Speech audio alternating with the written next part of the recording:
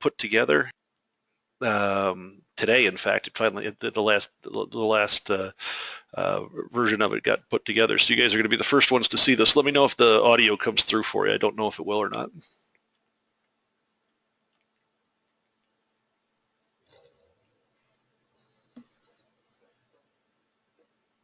Is this something that you're showing on the screen now, or are you just talking about the website? Oh, you know, that's the fun thing. It's probably really helps if you want to share your screen, if you actually share your screen. Um, sorry There we about the go. it's just one of those crazy things, you know. Um, okay, so can you guys see my screen now? I guess is the next question. I can Yes. see it. Just waiting Awesome. for audio. Okay, let's see if this goes through now. Did you guys hear that motor starting? I did not know. No, bummer. No. How do you share the audio from the... There's got to be a way.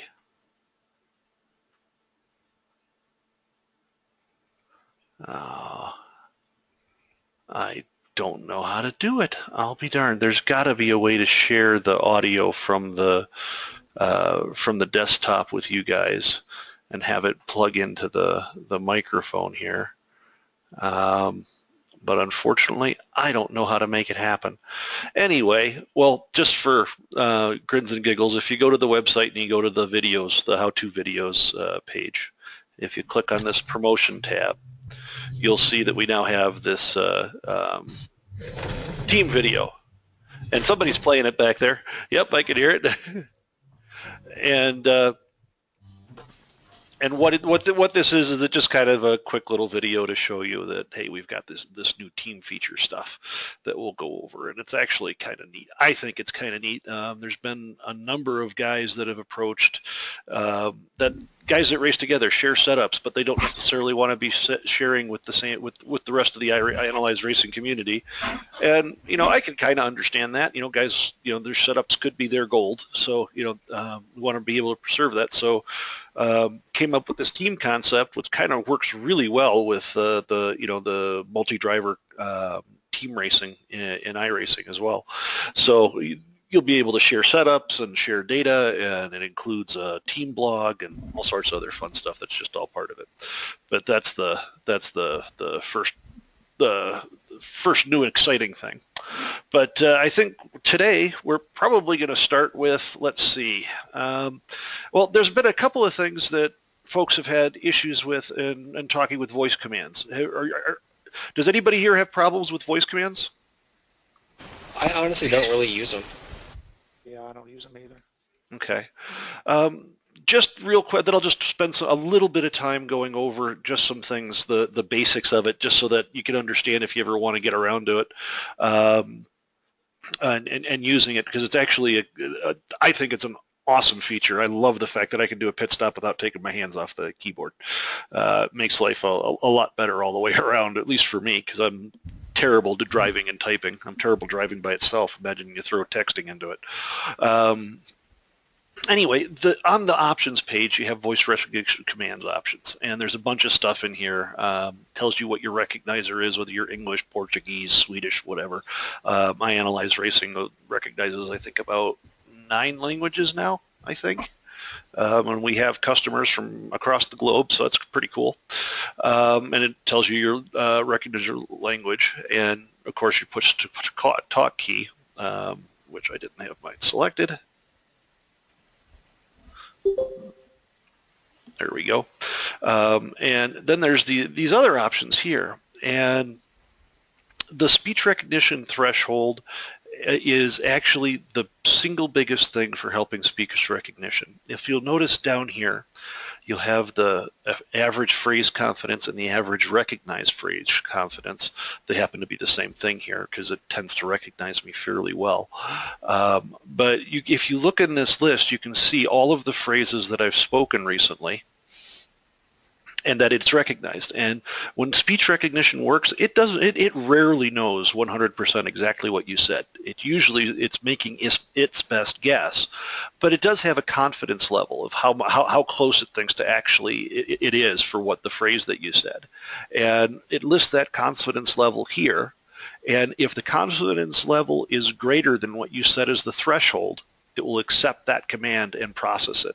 And normally it either beeps or speaks something back to you so that you know that it was received. And it will double beep, or if it doesn't recognize it at all, it'll just sit there waiting for the recognizer to say that you said something, which isn't necessarily the best user interface for it, but I don't know how else we could change that, because it's really dependent upon the voice commands.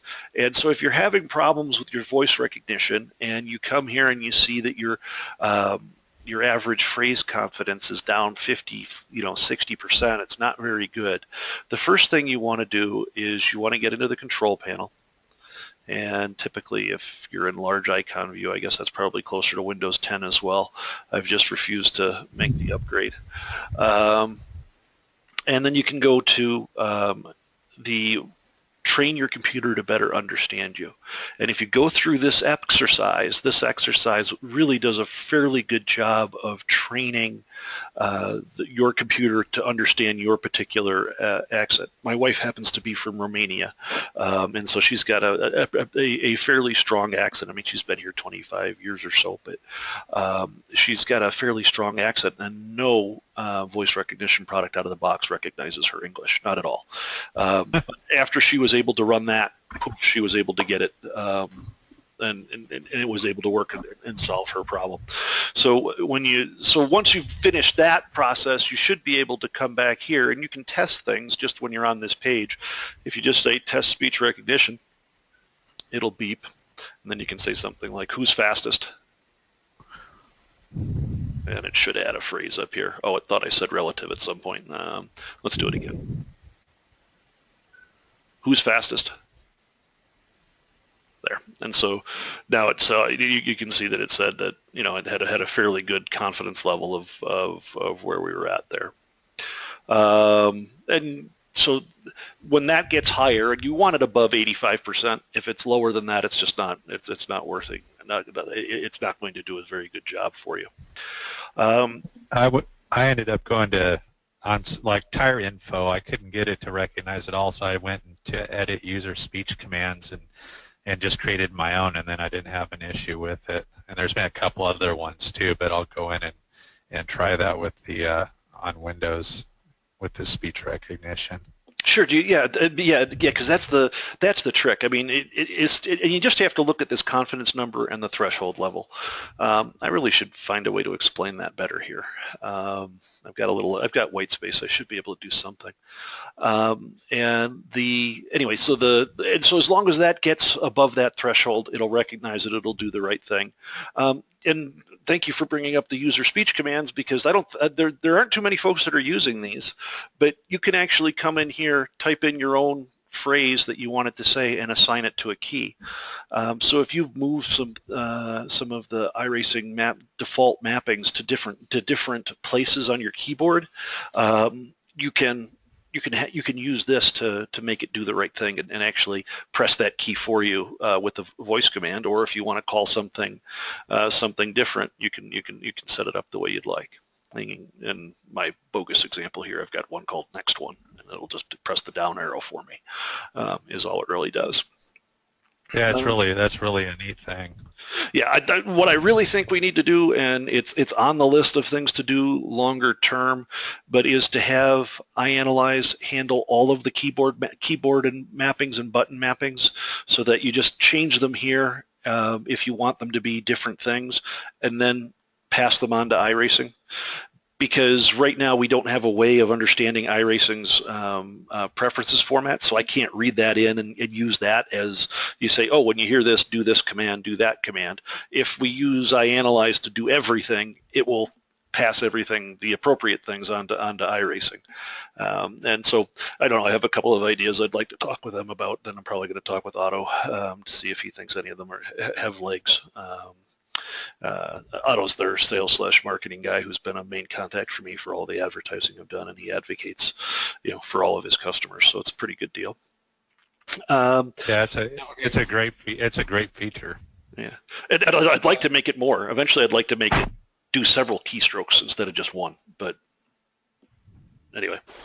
Now, are we talking like just stuff that's when you're driving, as far as like pit stops or raising, or in-car adjustments, or are we talking like more stuff that's outside of the car, like changing cameras or doing going to different black boxes, stuff like that? Yeah, well, if they're, I didn't do anything with the cameras as far as changing from, or as far as those. But if there are certain features that you can do with keystrokes in iRacing that you would like to have a vocabulary for that you could, or command list that you could say as part of the regular grammar, I could add that in. I mean, and if it would be useful for folks, I'd be happy to do it. Because believe it or not, the voice recognition stuff is pretty straightforward, easy to do stuff now because all the grunt work has been done.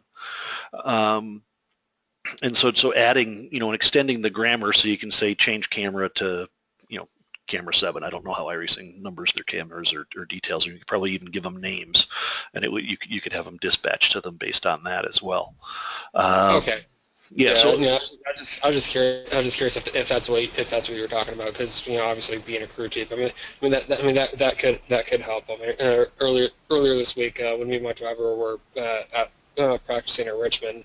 He had a concern. It sounded like the left front splitter was hitting the track, so rather than having to go through the cameras and whatnot and go through all that, if I could just say left front suspension, have it shoot there, while I can still pay attention to other stuff, get the camera view to just switch, not have to take my focus away from other things. So. Sure, and Richmond was a battle this week. Yeah, apparently. Okay, yeah, no, we can do that. And we'll probably talk offline. It's not going to be in the next release. There's a lot of big stuff coming in that. I wouldn't expect it. Yeah. So okay. So getting into the actual data analysis part of it. There are a couple of things here, and there's one thing we should talk about first, which is these colored turns, the corner mapping or the turn highlighting. That's something that we've added, it's probably about 5 months old now. But if you can, you have the option to say show map turns, and if you turn that on, that will turn the highlighting on. If you uncheck it, you'll be able to see you come back and there's no highlighting here. If you have a slower machine and you think iAnalyze is a little sluggish, turn it off. It does take a little bit more compute power to use it. But overall, what it does is it helps you easily identify on some plots, and we'll jump into one that it's really important for, not only where you are on the track, because if we go to the track map, you can see, these highlighted colors. We can kind of see where we're, what corner we're in, what we're doing on the racetrack itself. But going to, say, for example, the steering plot, in the steering versus lateral acceleration plot, you can actually see what corner you're having issues in almost immediately. And, looking at here, if we look at the reference lap, and, looking at, it's the green corner, so it's, this one right here, I'm thinking. And this is the corner where it's getting a little bit of understeer. So I was pushing coming out as we came up into the bend or the back straight up into the chicane. And that's just a useful thing, I think, to be able to identify where you are quickly, especially on this plot. Sometimes it gets a little noisy in here. I don't know what guys are running like. I don't know if they like it on the plots or not. I haven't heard much feedback about that. So if you guys want to think about it and drop me an email after a week or two, that'd be great. And it is something you can shut off, or perhaps we need to make it a per display item so that it will only do it, say, just for the steering lateral G plots, but not for the plot here, not for the actual signal versus distance plots, or just on the track maps or what have you. And probably be nice if we actually showed the track here. Where is? There it is. Oh, it's because it was the same thing. So you can see and maybe do it just here. So that's kind of a useful thing, and the editor for that is right here on the data source page. And once you have a map lab selected, you can just come to edit map, and it will bring up the editor. And over here is a calculator that lets you play with some values and some sliders to see how close you can get to have it automatically generated. And you can play with these. They all have varying effects because it's never exactly perfect if you do this in an automated fashion. It gets it close. I haven't had the time to put enough effort into making it perfect, and I think there's probably better uses of my time in terms of getting better features in that are more useful. But editing here is pretty simple. You just grab and drag, or if you want to add a new let's say we wanted to add a straight in there, it'll just stick it in between the last thing, and you can just as easily remove it, and you can see it updates things as you do stuff. And so you can edit that, and once you get it done for a particular track and configuration, it's done. Okay. You also can add markers. I don't know if anybody's been using this. It's something that we've added. I don't quite remember when we added it, but we basically say, what do you want to display? You want to find your speed maximum, speed minimum, what have you, and you add the marker. And that marker will be for the whole lap, for the whole or can be for individual segments as well. And I don't remember off the top of my head how you change that. Oh, you change the type. So you can change the sector that you want it to be in. So if you wanted to be in sector 3, and I think you could also choose between the sector and these the segments as well. So the segments are what's on this track map. The sector would be what's in the that's used for iRacing's split times, the points that they use for that.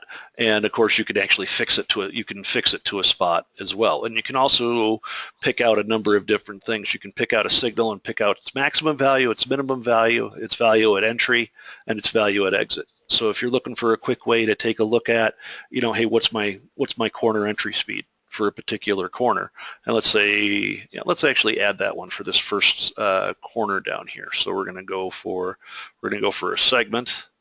And we're going to speed on entry on turn 1. Oops, we want entry. And you can drag these guys around and put them wherever you'd like on the track, and it will put them, the entries, it'll always point right to the corner entry. So now then when we say OK to this, and we come back to the track page, for example, it will have the entry speed for the left-hand side one is for the data lap, and the right-hand side is for the reference lap. And you can put these at different corners, and in the middle of the quarter you can put it in for the maximum speed or what have you. And you just always have those for your particular layout on the track. If there's interesting corners that you use to see how well you're doing. I typically like to put things, I'd like to check entry speeds and exit speeds of the corner onto the longest straight. That usually can give you a pretty good idea how you're going to do if you pick the 2 longest straights, and you just know what your exit speed is, and if you see if you're picking up, you're pretty much probably going to get a better lap just because of that. Or at least it works that way for me, but as I said, I'm a terrible driver. So that's just yet another feature that's available. It's I haven't heard a lot of people using it. It was something that I thought was kind of neat. Certainly, it's available in high-end data acquisition programs. I know we had something similar in some of the ones I've authored, and we've done similar type things for different software that I've written for motorsports industry that has the same basic idea. So it's a pretty common thing. Just taking a look at the beginning of using them when we're on the data sources page. This is kind of the heart. This is where your heart beats. The heart of the application is. This is where you pick the data that you want to look at.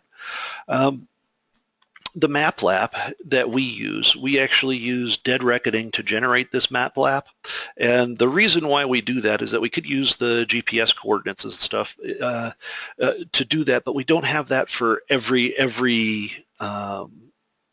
every car, every lap, what have you. But what we do have is the lateral G and speed, and between those you can actually get a pretty good idea of what the map is, all that of what the map is. And so you can actually see, if you were to spin or what have you, can actually see slight changes in the corner here because I took a little bit different line here and there.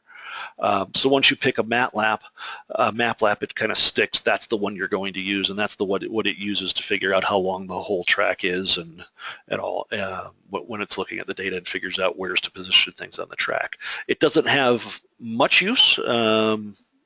It's a kind of a hangover from my days 20 years ago writing data acquisition software, because we didn't have this thing called GPS back then, and it gives you a fairly good track map, and can also, when we get to other, so we go to the driver tab here for a second, you can also do things like turn on, and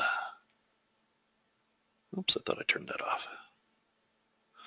You could take a look at the different corners. I'll be darned. There's a bug. I'll be darned. It's highlighting the corners. It shouldn't be. Still, even though I shut the map lab off. But you can actually see the differences between the two laps, because in the red lap will be your reference lap and the blue lap is your data lap, and you can see it's a little bit inside. This one's a little inside of here. And you can see it more on the regular track map if you were to look at those as well. So if you zoomed into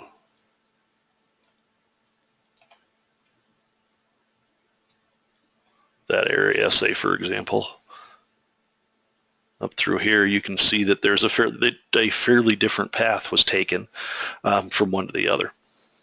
And that's just kind of useful to see. I think really what matters is that I could care almost in some regards what my line is. I like to see it against other experienced drivers to see where I'm wrong, because I have a terrible habit of braking far too late and turning in too late and missing the turn in by miles. I scrub a lot of speed that way. And so it's just one of the things that one of the other things you could use as part of the options, and why the map lap is important on its own. The two real places that you'll spend most of your time are in the data source and the reference tab. The data source tab and the reference tab choose what two data laps you're going to look at. One of the things that's going to be added in the new version, it's not added yet, but it's going to be the ability to turn one of these off, probably just the reference lap, so you will just have one line of data, and if it's not showing, if there's no reference, you won't see any data for that, which I think will actually be an improvement for looking at just individual laps worth of data. And basically, they work the same way. You can select your most recently used, just like you'd expect in any Windows program or any computer program these days. You also have a number of different ways to load different data. Browse will bring up the common file dialog, so you can look at and pick different data, whatever you might like to load there, different sessions and their date and time, name, etc. You can tell it to find your driver's best lap, and it will, any lap that you've driven at that track that it knows about, that iAnalyze Racing has recorded, it should know where that, and as long as that data file is still in the same spot when it recorded it, it will go back to it, open it up, and display that lap. So you can get back there pretty quickly. And Others Best does the same thing, but for other drivers. So not you, and not being a session driver, but all the other drivers. One thing to note is that other drivers don't have all of the data acquisition signals that that your session driver does. They only have speed, position, gear shift, engine RPM, and there's one more, steering wheel position. And those are the only five signals that we know for these individual drivers. From that, we're able to figure out quite a lot and be able to allow you to plot against them and say, so for example, we'll pick Sean here and go to his best lap and compare it against mine. And you'll see that he has, we can do fair things. I don't have the pedals for him, but I do have steering and speed for him, so we can take a look at what's going on there. Let's see. So, and then finally is the big exciting online browser, which the online browsing tool just taps directly into the iAnalyze Racing website, lets you pick your track, the track configuration, and the cars you'd like to look for a particular setup, and lets you download those. Or, you know, maybe you're looking for, let's say you're a Winston Cup guy. I'm sorry, I still call NASCAR Cup stuff Winston Cup stuff. You'll have to excuse me. I guess I'm just old and can't teach me new tricks. But you can just pick the individual cars that you're interested in, and you click on Find Laps, and it'll come in and it'll find one if they're available, and allow you to download it, and and you can sort them differently, etc. You can also download it and tell it to extract the setup right away if you so choose. This keeps you from having to go to the website and download stuff from there. It's just all right here. In terms of that, and it'll just load just the single lap, so you're not downloading a whole session's worth of data, which can be 20, 30, 40 megabytes worth of stuff. It's only the one or two laps, or the one lap that you'll be getting with all of the signals that it needs. Any questions on the data sources and reference sources, and kind of how you choose things here? Yeah, if you don't mind. Okay. As far as using the online one, have you given thought, or are you looking into adding an option now that we've actually got dynamic weather in a lot more series, and it is being a lot more prevalent, especially with the dynamic track, as far as putting in like certain weather ranges, like whether it's a 5 degree selection increment or something like that, or now that we've got the actual skyboxes that we can choose from, whether it was an afternoon race or an early morning race, stuff like that.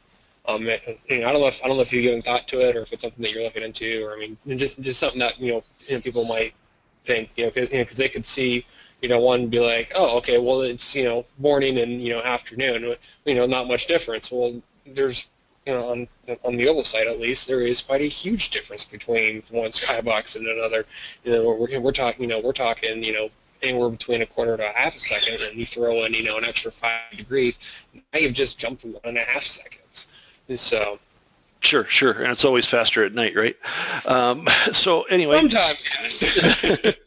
So the answer is, yeah, I think we should. I mean, we've already put a lot of this here, but we don't really have a good facility. We don't have a good facility yet. We don't have a good facility yet to sort based on that. Okay. Now, guys that have used this already, do you have any? Do you like this dialogue? Hate this dialogue? Would you prefer it was more just a grid and looked like a table with all the values in it? I happen to hate that look, but that's just me. But if that's what is better and easier to use for you guys, the reason why I ask is that there's a number of components that we already have available to us that will that I could throw that data and let you sort or filter or this and that based on exactly what, if you only want to find partly cloudy days for looking at the data that we have here, it will do that. I do know, and we'll show this when we go over the new features for the for what's coming out, that this dialogue has changed somewhat. We've now take things and sort them by whether it's shared from the global website, your individual race teams, and then break it down by series and season. So that's where we're kind of headed in that direction anyway. We just you're just asking for a little bit more functionality, and that's definitely something we can add. Now, one thing that we don't do, and this is probably something that I should have told folks earlier on and been more explicit about, is that when you're sharing a lap with iAnalyze Racing, you don't share your lap if you're not within 10% of the fastest lap in the last 30 days at that particular track.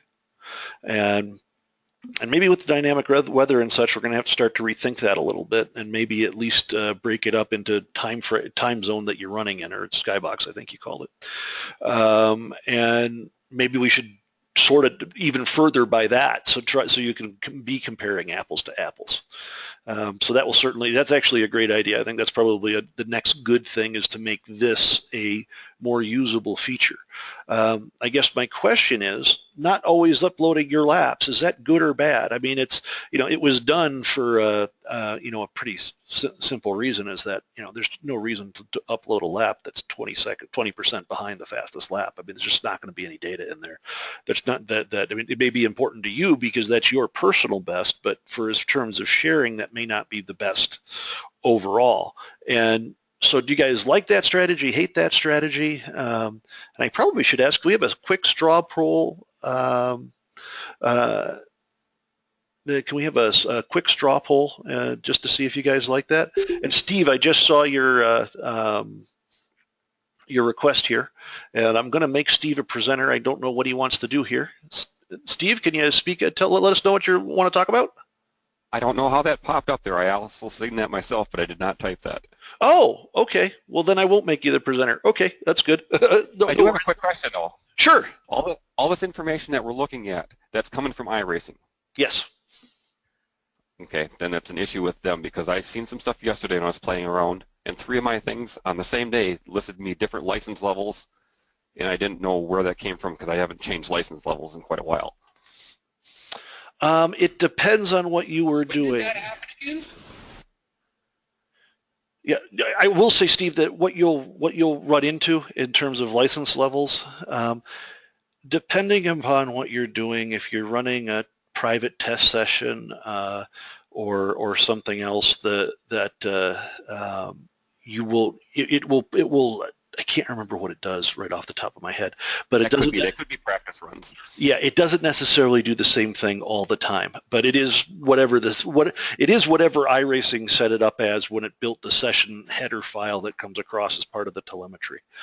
So all that stuff is from there.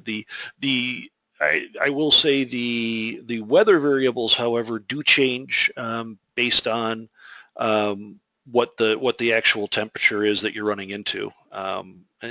So if there's random temperatures, it'll show you the average temperature, the temperature of the most recent temperature reading when the data was recorded. So it does update that as well. And that's actually a really good idea. Kyle, I really liked your idea of taking a look at how we sort the data and take a look at it, because it would be nice to have the list not only what the surface temperature, air temperature, and all that stuff started at, but what did it vary through. And so you can kind of get an idea whether this is a setup or not you want to be looking at all. And that's certainly a direction that we need to improve, I think. So, okay. Let's go back and say something real quick. Yep. You're talking about as far as it records, if it wasn't, what was the percentage? As far as the speed, or as far as fastest time? As far as uploading it to the website, you've got to be within 10% of the fastest time in the last 30 days. All right. My only concern with that on the oval side is, like Kyle said, depending on what weather situations there are, it can be a huge swing, as much as seconds, between different weather situations. And my only concern was that that you may have some fast laps because of a certain weather would be good for that weather, but may not get uploaded. Okay, and so yeah, and I think that I'm going to have to think about that a little bit and figure out what the best way to do that is. I have to admit that I'm a little bit hesitant to just say upload everything, because that's going to cost me an arm and a leg, and it's just not. Yeah, and what about doing expanding from 10% to maybe 25 or 30%?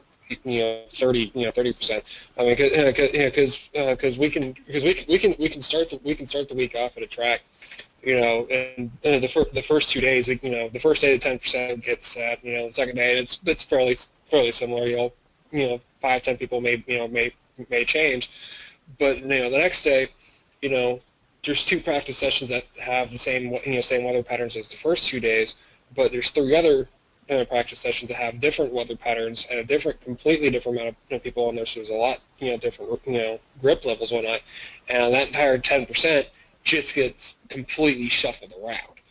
And then, the next day comes along and you get the open races. Well, now the open races, that's going to shuffle the entire 10% completely around, because now you've got 200 plus drivers all racing at the same time. And so maybe not having to go the whole 100%, because like you said, that's going to cost an arm and a leg, because that is a lot of server pull and a lot of data that you need to have purchased. Like, we get that, and we really don't hope to have the price raise because of that. Just saying, as a consumer. But Yeah. I mean, but you expanding it to like the top 25% or top 30%. So that way the guys that we know that are going to be fast, they're still going to be up there within that 10%, but it allows enough kind of wiggle room, so if we get the practice sessions that have the offset weather like that. Yeah. Or we get the race sessions, because race sessions are always a completely different weather set. Well, so I think you just gave me the idea of what needs to be done, and if I make it, if we do that 10% rule, but by season and by series and by season, that ought to fix it. Are you able to set database size limits per car? Well, yeah, I can enforce that. Put a limit on their first in, first out. What Yeah. you think you need for database sizes, first in, first out.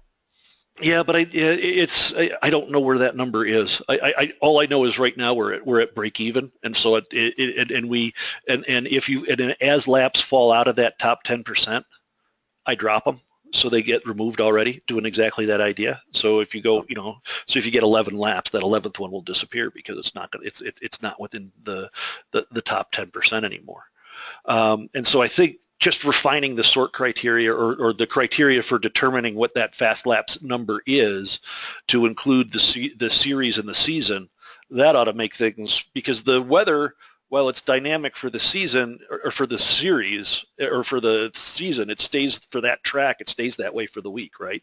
I mean, it's dynamic weather, but it's going to start off at 75 degrees at every session for the race, right? No. No, never. It's not. We had yeah, I think it was Martinsville a couple weeks ago in the NIS Open. The first day, actually, if you can give me a minute, I'll get right back to you. I've actually got testing notes down on this. I can give you what we dealt with. Okay, yeah. It's. But if it's a larger range than that, I thought it would put us in the same, put us in the same ballpark, but it doesn't sound like it's going to. Yeah, I'll have to think about it. 30 degrees in sessions from one session to the next. Okay. Interesting. Okay, yeah, no, that's the number that we need, and maybe we just have to look at that and include, only those, and maybe that's ultimately the deal. If you include only those laps within 10 degrees plus or minus of what your session temperature was, to figure out what the fast lap is, whether it gets uploaded or not. And again, this is all to share the data with other folks. This is not necessarily for team stuff, if we're not at team stuff yet anyway, but this is only to share the data with iAnalyzeRacing.com and all their users. Okay, this isn't necessarily for just you individually, because of course it saves every one of your laps all the time, period. And it's all local on your machine. On your own storage, so you're not losing anything. I was only talking about, maybe I should have been clear about the 10% of the laps that actually get uploaded and shared. So okay, I just got my notes pulled up. If you still want me to go and expand on that a little bit from what we were talking about, I think, Kyle, I think you and I should talk about it afterwards. But we've got lots of ground. Yeah, we got lots of ground to cover, and I'm sure lots of guys are going, "Hey, I didn't want to talk about data rates and this and that. I want to talk about race car analysis." Fair enough. Yep. So anyway, so we've kind of talked about the reference sources. Now, the big thing to remember, and this is one of the big tricks that I find, is that when you're dealing with data acquisition, it can get confusing in a hurry. And I think we've all probably run into that if you've used the program a little bit or a lot, that even though iAnalyze Racing, our philosophy is to try to prepackage stuff to make it so that you have what you need so you can learn to go faster by looking at what you're doing. You don't have to be an expert in understanding the different programs or this or that. You can just do stuff.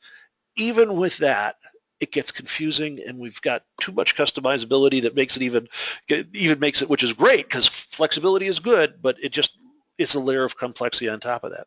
Why do I bring it up on this page? Because there's a trick that I like to use when I'm setting up my machine, and is that for the data sources and for the reference sources, when I'm picking signal colors, I always make the data source and the reference source the same color, but they're different shades. And where that comes in useful, let's go back here and pick up one of my laps. And we'll go here, is that when you do that, you'll see I have the break signal set up. Light color for the data source, dark color for the reference source. Same thing for miles per hour. Light blue is the speed, dark blue or is the data, dark blue is the reference. And same thing with throttle. I'm sure you get the idea. Now, the reason why that's important is that I don't have to think what I'm looking at here anymore. I can tell just by looking at this screen what, even though there's 5 signals on here or 6 signals on here, I know which one belongs to what, even though they're overlapping and staying on top of each other. And so that's one of the tricks that I like to use throughout the program. Now, the nice thing is when you set a color for the brakes pedal, it stays that color throughout the program. So no matter where you bring it up, now wherever you bring the brake pedal up, it'll always be red, the light red for the data source and dark red for the reference source. And so that carries through the whole program, and that's probably a really worthwhile habit to get into. Or you can do it the other way around, or come up with another system of your choosing. That's just something that I use that I've often found myself staring at data going, what am I looking at here? And it just wouldn't necessarily make sense to me. And I'd have to come up with something, and then I'd have to go back and forth. Oh, that's that one. I get it now. And I'd have to go down and see what's going on. I like, for example, not using the legends. You'll notice I don't have them set up. I don't like having to waste all this real estate up here just to tell me what I'm looking at. If I could figure it out on my own, hey, that's good enough. For me, I'd rather have the space so that things are spread out a little bit.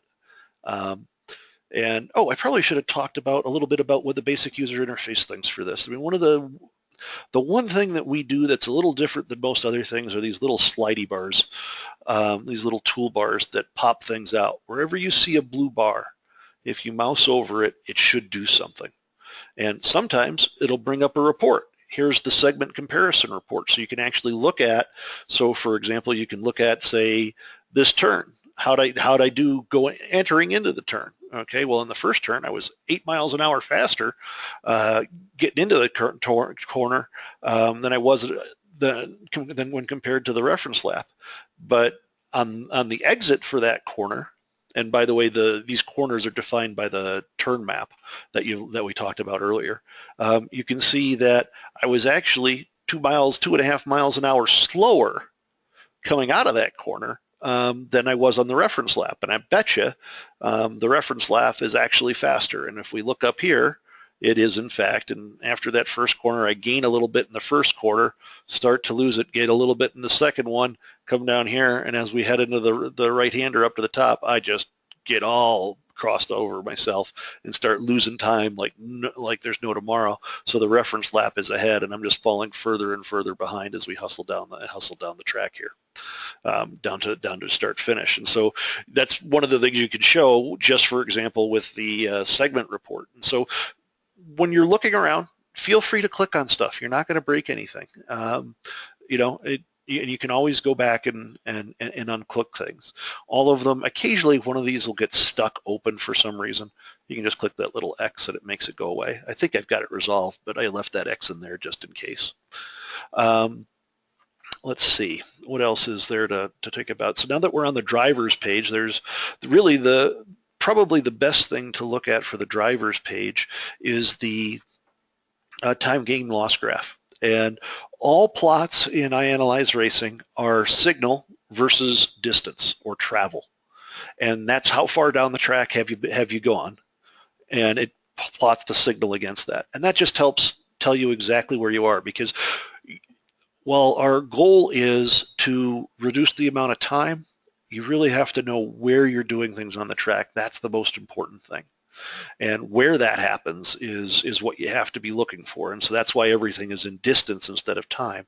But you can tell by like mousing over these sectors here whether you were ahead or behind at the end of that site. This is the second sector. It shows you whether you're ahead or behind and what you did on the left on your lap and what you did on the reference lap and the comparison between them. Let's see. One of the things on the driver's page, I tend to look for some very basic stuff. I use it to highlight where I'm losing time.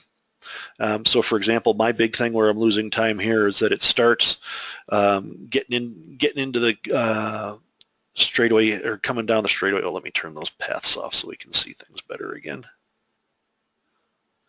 Okay, is that I start losing time coming through this little kink over here, this little blue kink here, and I just keep losing and keep losing and keep losing as I come down and make that right-hander into the blue chicane in the straight, another right-hander and another right-hander back onto the main straightaway. I'm just losing time the whole way because this is, coming out of here is critical getting into this corner right. So you can get up the hill faster and handle that chicane properly.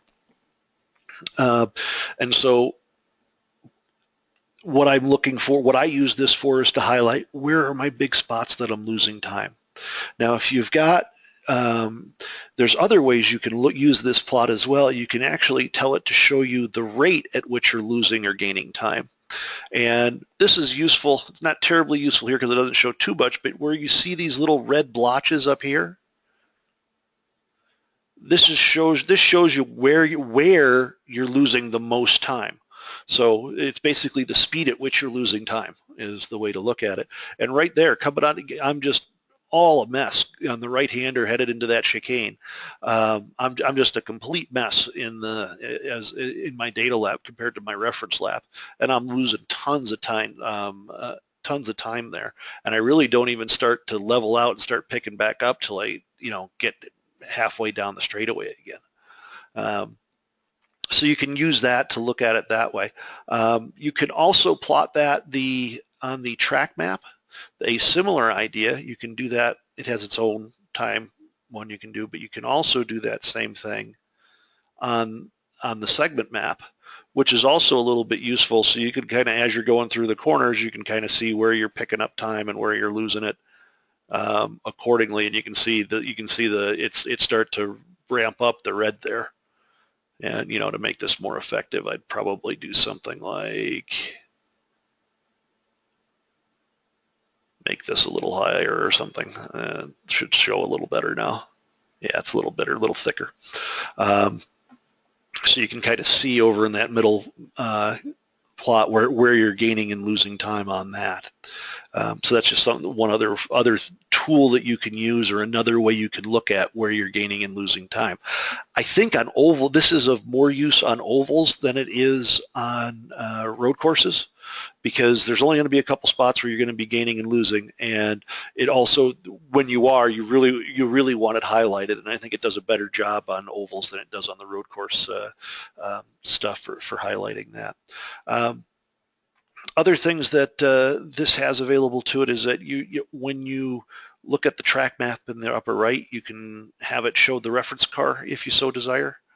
So you can see if I'm on the data lap and I'm at 3,950 feet or thereabouts, at that same point in time, where's the reference lap car? Well, the red is always the reference, the blue is always the data, and you can see that the reference lap car is slightly ahead, further down the track when I'm at that position, and that gives you a little idea of what you should be, and that actually should be related to this, because if I'm losing time here, we should see that car start to pull away as we come down this, and this is exactly what you see as it goes down. You can see the gap getting larger and larger and larger as you go, and so that's kind of a way to use the driver page in order to look at data and all that. And of course, you can look at the differences between the braking and the differences between the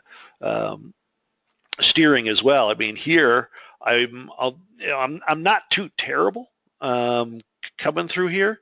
It's here that I really think that right in here I got screwed up in the data lap. I turned too much here, and then I have to overcorrect to try and get it back over so I can get through the chicane, and then I really have to refit.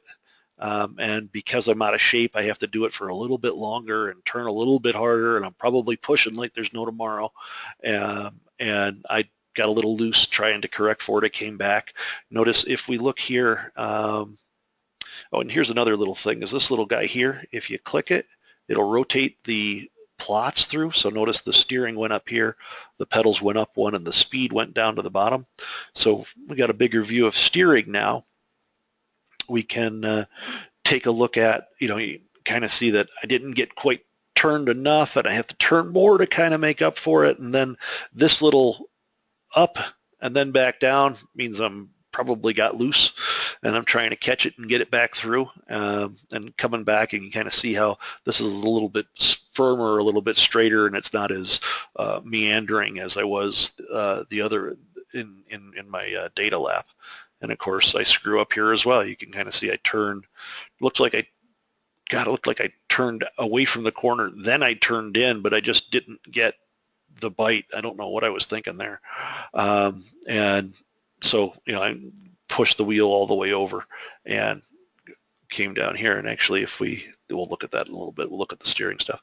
But that's just another way you can look at. You do the same analysis with the braking. You can see I was actually pretty reasonable with my braking, except on the data lap, I broke later, and that's why I had the faster entry speed.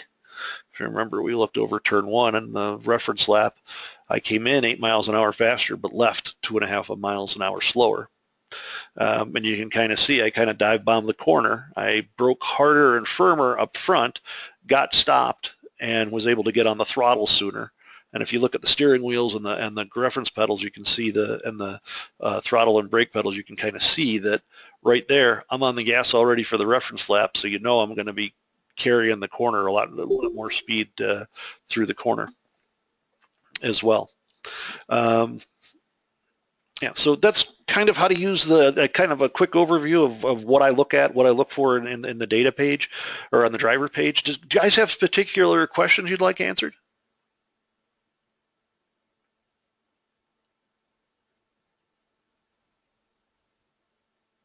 I got a quick one for you, Doug. Okay. Does the program automatically start when you boot your computer, or is that something that's set up specifically on my machine? Because I get an error on boot. That is a problem. It's an invalid command line. Yeah, Steve, I'll have to call you after the session's over, but that's a problem with the installation. Okay.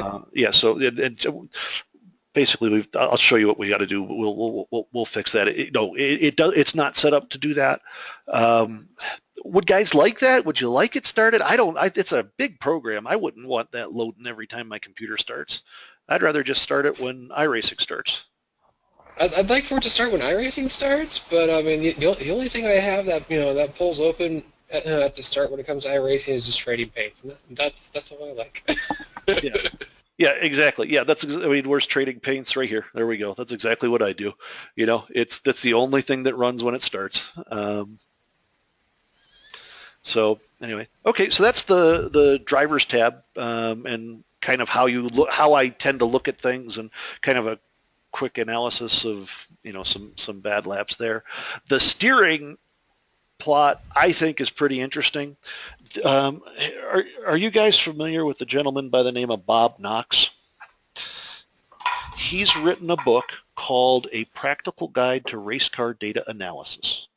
And it's about $85, and it's about 200 pages, but it is probably going to be your single best friend if you really want to learn how to read data. And many of the plots that are in here are taken from his layouts as inspiration. Because it gives us a fair bit of data and a good idea of what we're looking for.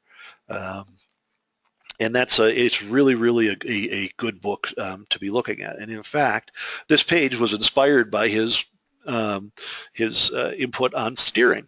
And one of the things that I really liked about it is that this plot over here, these two plots on the left, are lateral G on the y-axis and steering on the x-axis. Now the steering, I have to warn you, is a little bit misnomered because positive steering is in the left direction for some reason with iRacing. I don't know why it is. And negative is to the right. So it works backwards of what you'd expect it to.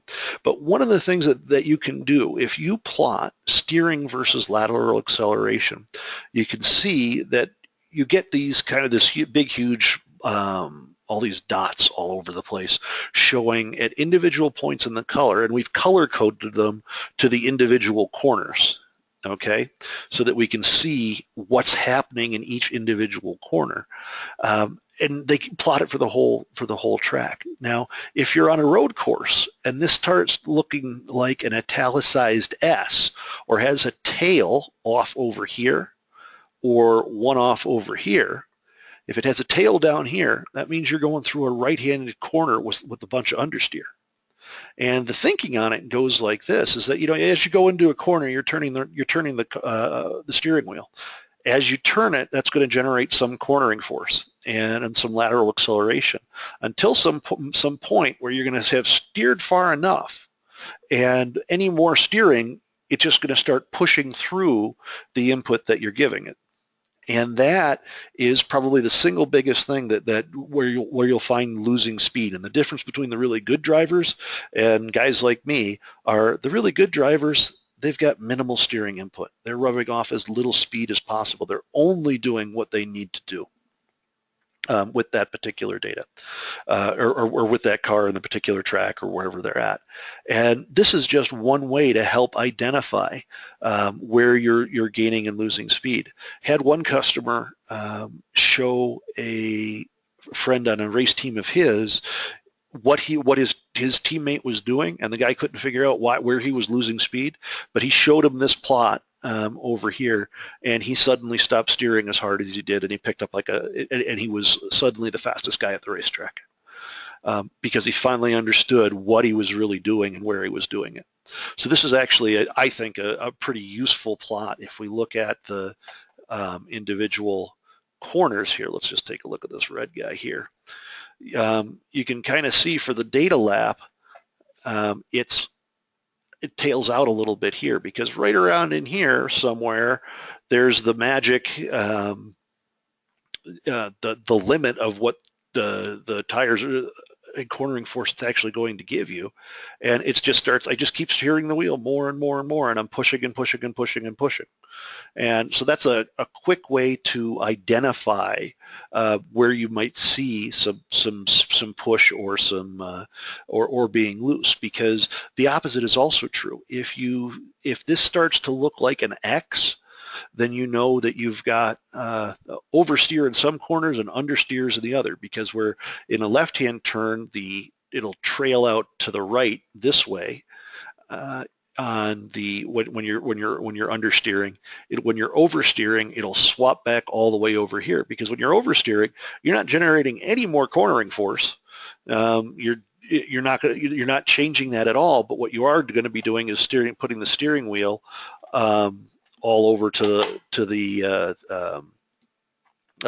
the opposite direction, so it'll come back over here, and so it'll look like an X kind of when you look at it. And if you have oversteer in both left and right hand corners, the left hand corners will fill out the top up here, and the right hands will fill out here. And so it gives you a very good way of looking at what you're seeing in terms of how the car is handling and how the driver is behaving in that car. There's a couple of interesting things on here. I happen to like the corner radius plot to kind of see if I've got, especially if I have a driver that is very quick and I have his data to look at. I can see what he's doing versus what I'm doing based on the corner radius, and what this does is it calculates the instantaneous corner radius the driver is steering the car through, and that's done with the if I remember, it's the speed, and I can't remember the exact math of it, but it calculates the size of the corner that you're going through based on the lateral acceleration and the speed that you're going. That's what it was. And so you can kind of see that that each corner has its own particular profile. And as you get more familiar with looking at this graph, you'll actually see, if you turn in too early, this will kind of slope in slowly and not be as sharp as say perhaps this is. If you turn in too late, this becomes really sharp, and it's more, and it's kind of the moderate is what you're looking at, so that will give you the smooth entry to the corner.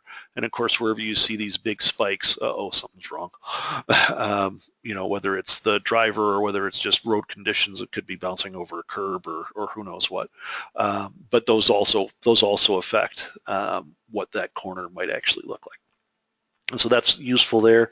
Lateral G just looks at where you're getting the most cornering force. You could use that as a diagnostic predictor when you're looking at over or understeer, trying to see if are you losing grip, or are you steering too hard, and that's why you're getting the results that you're seeing. You can use that to help that. And you also have down here on the bottom, there's some interesting ideas. Is you've got throttle, so you can compare throttle in the lap, and of course you can compare one to the other. And then the other thing that's kind of interesting and is useful in some situations is throttle speed, which is how fast are you picking up the throttle?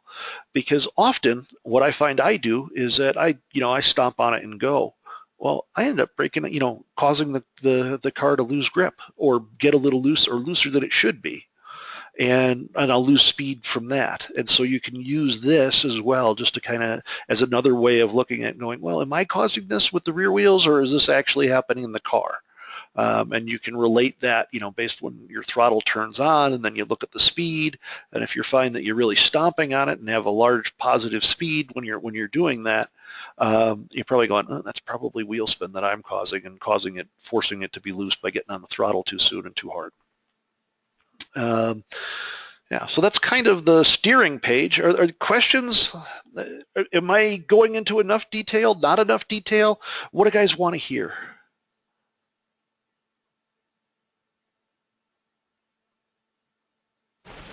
I'm leaving it to them. I mean, you're talking about stuff I went to school for. So, but I see on the side there that there's not a lot of people who have mics activated.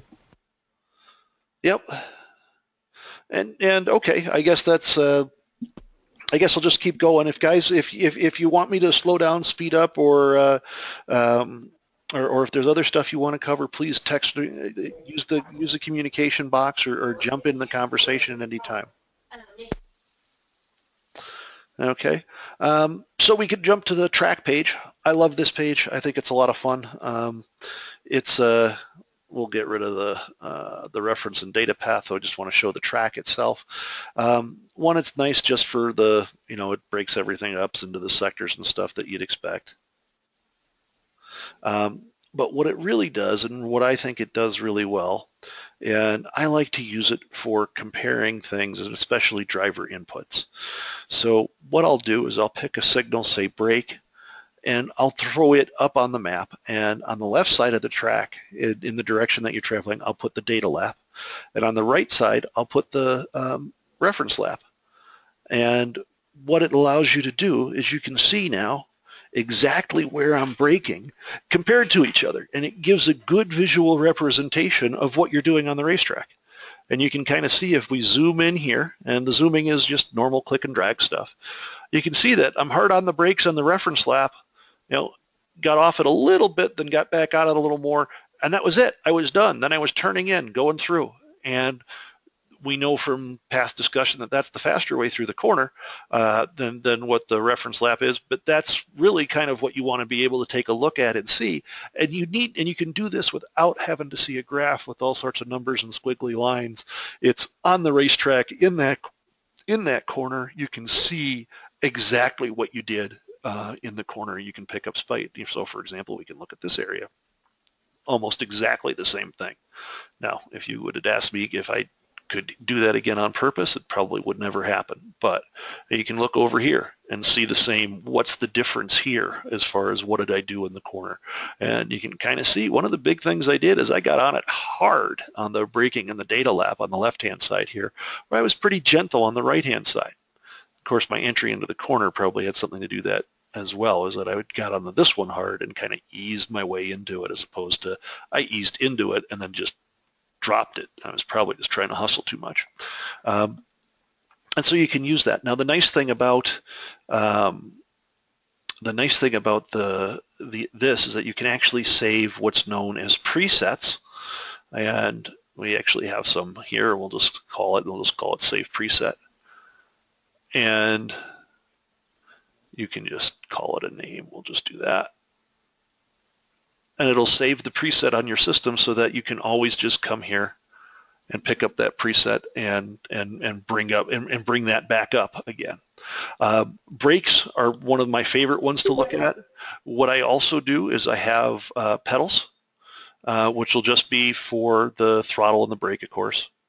And you can see, and you can kind of use that to get a better idea of what you're doing with both the throttle and the the brake as well, and you can use that to do the same basic kind of analysis with that. And it gets a little busier. The more you put on, the busier it gets, but it does provide some information. One nice thing that you can do, especially if you're working with teammates and trying to figure out, is using the gears and plotting gears on this, and you can get an idea. Oh, this isn't a best track for it. But you can plot the gears, and here we have, let's change these colors a little. Yeah, we'll make this a darker one as well. You can see we have gear 2 is going to be green, gear 3 is red, and gear 4 will be blue. And you can get an idea of where am I shifting relative to each other as well. At the same points on the track, is it shorter, longer? It's interesting here. On the outside of the track, I'm holding the fourth gear shorter on the lap I was faster in, but I think that helps me get into this corner better. And you can get an idea of what your gearing choices are. And if you download some laps, you can get an idea. You can even, if you zoom in some areas, you can even see where you're shifting, and you can see pick up, the quick shift or what have you, the shift as you go through here. So for example, something here is that I didn't downshift in through here. Or upshift, which one is it? I didn't downshift in through that corner on the faster lap, and that might have been the thing that helped make this easier to manage all the way up and down the straightaway. So that's pretty much what I use the track map for. I mean, I think it's great for comparisons like that. I think it's awesome to show you, especially if you get a guy with a good lap and you're running a similar setup. It gives you a really good idea of the difference in driving styles, what you're doing different, and more importantly, where you're doing it different. It can get pretty intense to figure out exactly where this is, where things are happening. But with the visualization of the map, you know where that corner is. You have an idea of what the distances are, and so you can make that physical relation easier, and you don't have to know numbers or this or that. You can just say, hey, this is just happening here, and this is what the difference is. So I really like this. It makes it easier to understand what's going on. Eventually, I'd like to get this tied into video, because that would be the coolest thing, because then you can see what the difference is for all of you. And of course, this has the same basic manipulation controls for the individual pages as well. The next tab that we're going to look at is the gearing tab, and this is something we came up with. Is one of the things I'd always hate. I'd go to a race, and it'd be an open setup one, and I'd find out that I was geared just totally wrong. And it was, you find out in the middle of the race, great, that you're geared too high, so you're topping out RPM a little too far down the straightaway, or a little too short down the straightaway, and this gives you a pretty good idea pretty quickly as to, when you look at your lap versus other drivers' laps, about where their gearing is. And it does this by, there's some basic criteria. You can't be on the brake. Throttle has to be greater than, I think, 50%, and there has to be less than 1/10 of a G in lateral G in it, and then we'll then use that to take the gear and the RPM to plot this. And if you and there's a couple of different ways you can look at it, and you can plot the actual data if you want, or if you want to look at more like a gear shift chart, you actually plot just a straight line. But you can kind of see what the gearing is, and here it's the same car, same lap, same setup. So it was the exact same thing. Anyway, so that was kind of one of the things that I like to use about this for open races, that you can get an idea. You have to be careful. Don't use this for small little, if this is one line is just a little bit off than the other, that just could be because of the way the algorithm used to generate the data. But if there's a big shift, then there's probably a gearing change, and you can start thinking, oh geez, I have to go faster or slower from that. And that's really all the gearing page is for, is just to kind of help give you a quick bird's eye view as to how close you are to the other drivers. If you're getting stomped on, awesome. You'll be able to adjust it right away. If you're ahead of them, well, you'll know why. Which brings us to ride heights. Ride heights are taken from, I don't know how it is on each individual car, but I think the basic rule of thumb is it's taken from the lowest point on the chassis at each corner of the car. Depending upon the type of car that you have, and it will give you those values. And if this was a cup car or some others, it would actually give you the center front splitter height as well. And basically, looking at ride heights, especially for oval guys, when you're looking at them, you don't want them to go to zero. When they're into zero, that means you're bottoming them out. And you'd like to be able to identify that sooner than later. And you can use this to identify a bunch of different things about how much you can come down from one to the other. And again, it has all the same basic features from that. I mean, one of the things that's interesting about racing is becomes so important about getting the aero platform exactly where it needs to be. And I think it's just as true in iRacing as it is in the real world. I mean, back when we had the change of the old guard of drivers, the Bobby Labanis and Mark Martins of those guys, they started getting older and leaving the sport, and newer drivers were coming in. That's when there started to be a significant change in how NASCAR teams set up the car, and the older drivers didn't like the way they had to drive it because it wasn't how they'd always done it. The car felt stiffer, didn't feel as what it was supposed to feel like, what they spent their life driving, that this is what a good car feels like. And so it's really, really important to get the aero platform, where especially in NASCAR. And it's even more important now. And young drivers today don't even notice the difference. But you get some older guys in there. There's a reason why they fell off in speed. It's just they couldn't handle the setups of what the setups needed to be to go faster. And all of that is just due to the engineering that had been put into by the race teams to figure out what do we got to do to make it go faster. And of course, there's always the engineering to say, what do we have to do to get around NASCAR's rules, which are always more fun. But anyway, any questions on ride heights?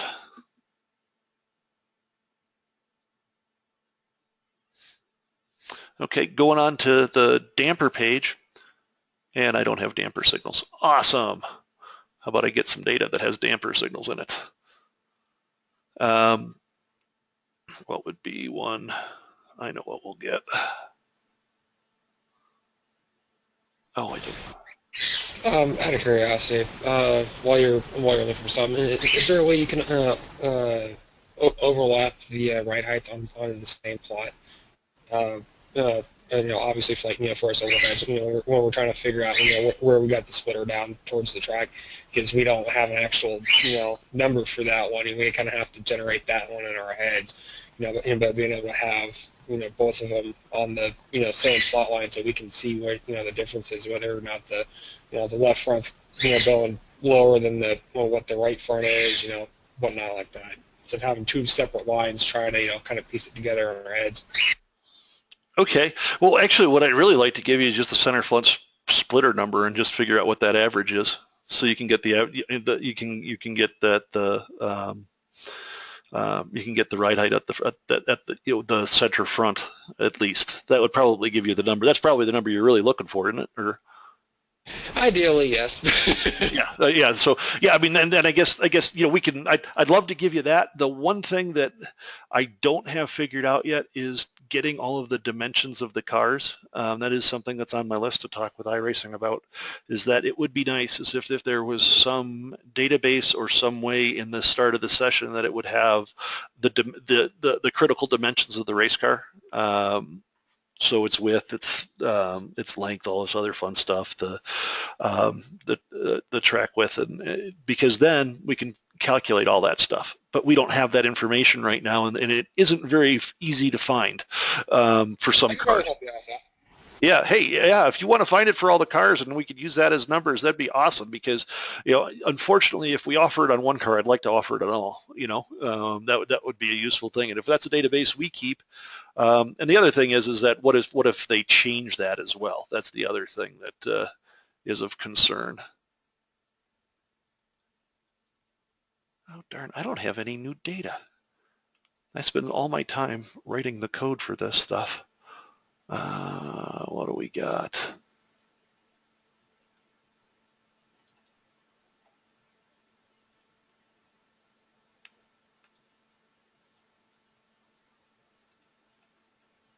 That one's got to have something.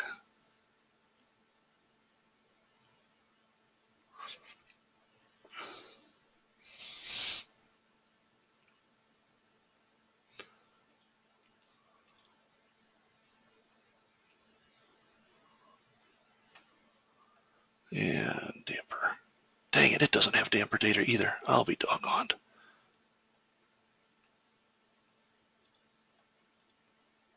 Do you have anything ran in the late model?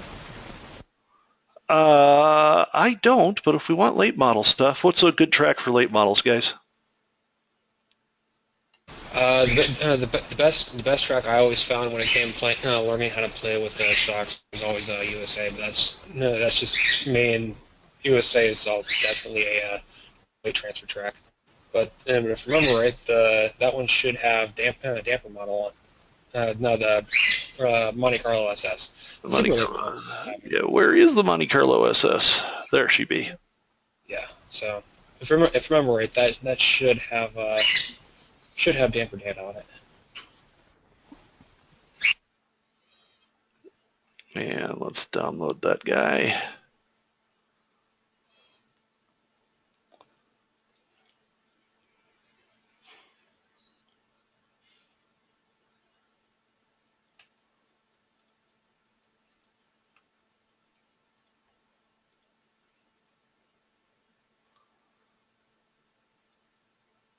Here we go. Good. Okay, so here we are on the damper page. And what this does is it breaks up sorry about the delay, guys. What it does is it breaks up the damper signals into bins. And it says, if we look down here, we can kind of see where that gets the numbers. It breaks up the bin size into 0.3 inches per second. So that first bin from 0, the first bin is going to be 0 to 0.3 inches per second. The next one 0.3 to 0.6 inches per second. The one after that 0.6 to 0.9, 0.9 to 1.2 ad infinitum in both directions outside of 0. And when you're looking at the damper page, and this is in general, this is the one thing I have to warn you. Whenever you talk about dampers, it's whatever I say is what anybody ever tells you is probably wrong in your particular case. Dampers are interesting phenomenon, but it is also something that is very affected both by the car setup and by the driver, and you can really change things. And one of the reasons for that is because most weight transfer happens between 0 and 1 inch per second. Some folks will go up to 1.5 inches or 2 inches per second, but most cup guys are looking at 0 to 1 inch per second to see where that weight transfer is happening. And based on a whole host of other factors, what I'm about to tell you is the theoretical truth, not necessarily the real truth. And so you have to find what works for you with this kind of as a guidepost for how you get going on things. And the basic idea is when you're looking at this, it's going to break up the velocity of your damper, how fast it's moving up or down, into these different bins. And what you want to look for is symmetry around 0, typically. in a particular damper. And where you start is you start with your most important, you pick what you believe is your most important corner. I'd look at the right front, and you try to mess with the dampers until you try to get the amount that you have in rebound, rebound and then bump to be about the same, because what goes up must come down, and when it's imbalanced, it doesn't look quite right, and you really want to look for that in the 0 to 1 inch per second, although you can make that larger because that's where all the handling actually happens, and you can actually pick what that low speed boundary is between a 1/2 inch per second all the way up to 1.5 inches per second. And from there, it's really kind of the same thing from damper to damper to damper. You try to get this to look like your traditional bell curve. Like I'd say the back of this car is pretty good compared to what the front looks like. And this should actually, and it should have that bell curve type distribution like you have in the one on the bottom right, on the right rear. And that's what you're kind of looking for. You first look for it in whatever corner you think is the most important for what particular track you're at. Then you look for it across the axle, and you try to get that balance from one to the other. And then from there, you try to get the balance front to back on each side, and then across the axle in the back. And you try to theoretically get everything balanced where everything's damped the exact same, so that when you're going over corners or irregularities over the road with the left and right side of the car, they're both handling exactly the same, and you're not causing any undue perturbance to the chassis with some weird weight transfer type behavior. And that's kind of the purpose of this damper page. And I have to admit, as for the last 15 years, I've been writing software for the command and control and analysis of dampers that's used in Formula One, NASCAR, all over the world. Hey, it may be even at your local short track if you're a short track guy, because Rohrig Shock Dynos was the company I've been working for a long time. Anyway, the whole point of that is that shocks are even still a mystery for me on there. It's a whole. I mean, I bet you Kyle can probably tell you better than I can about how they all work. But there's a little bit about a black magic to them. I pull the parts for them. I pull the parts, set them out the floor. The builders build them. That's it. Yeah, yeah, and then you say, hey, the nice curve. That matched what we wanted. Thank you. But when you actually hear if you hear the NASCAR guys talking about we really got the handling figured out, chances are what they did is they probably got the springs, the bump rubbers, and the shocks all working together the way they wanted to. And that's a hard deal sometimes, depending on the track, the car, the driver, and so there's a little bit of black magic to it. But that's kind of what you're looking for. Now, your difference, what may prove for you, may be completely different than, say, for me. So, for example, for me, the way this is skewed a little bit to the rebound side, so there's more slow speed on the rebound than there is in bump, because a lot of things happen quickly in bump.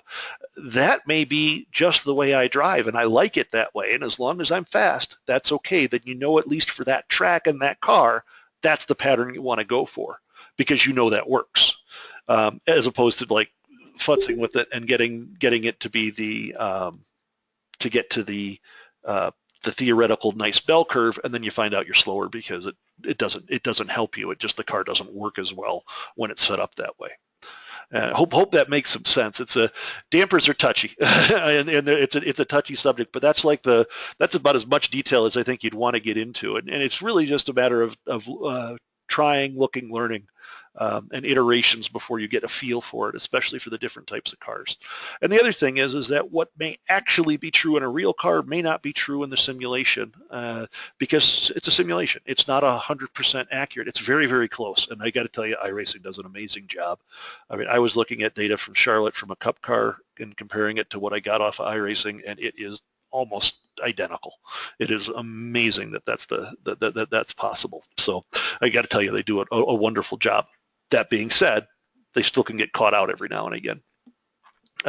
Which brings us to our tire temps page, which I think this is the ugliest page known to man. Other folks like it, but it shows you exactly what your tires are doing in a particular lap.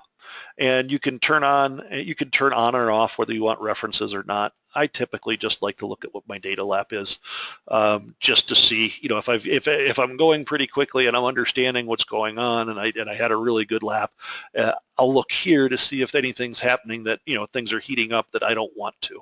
But you can see based on the, you know, what part of the tires are actually getting heat as you go around here. You have the ability to customize that graph either by changing the minimum or maximum temperature that you get, or by moving these sliders up and around. You can change what the graph looks like in some regards.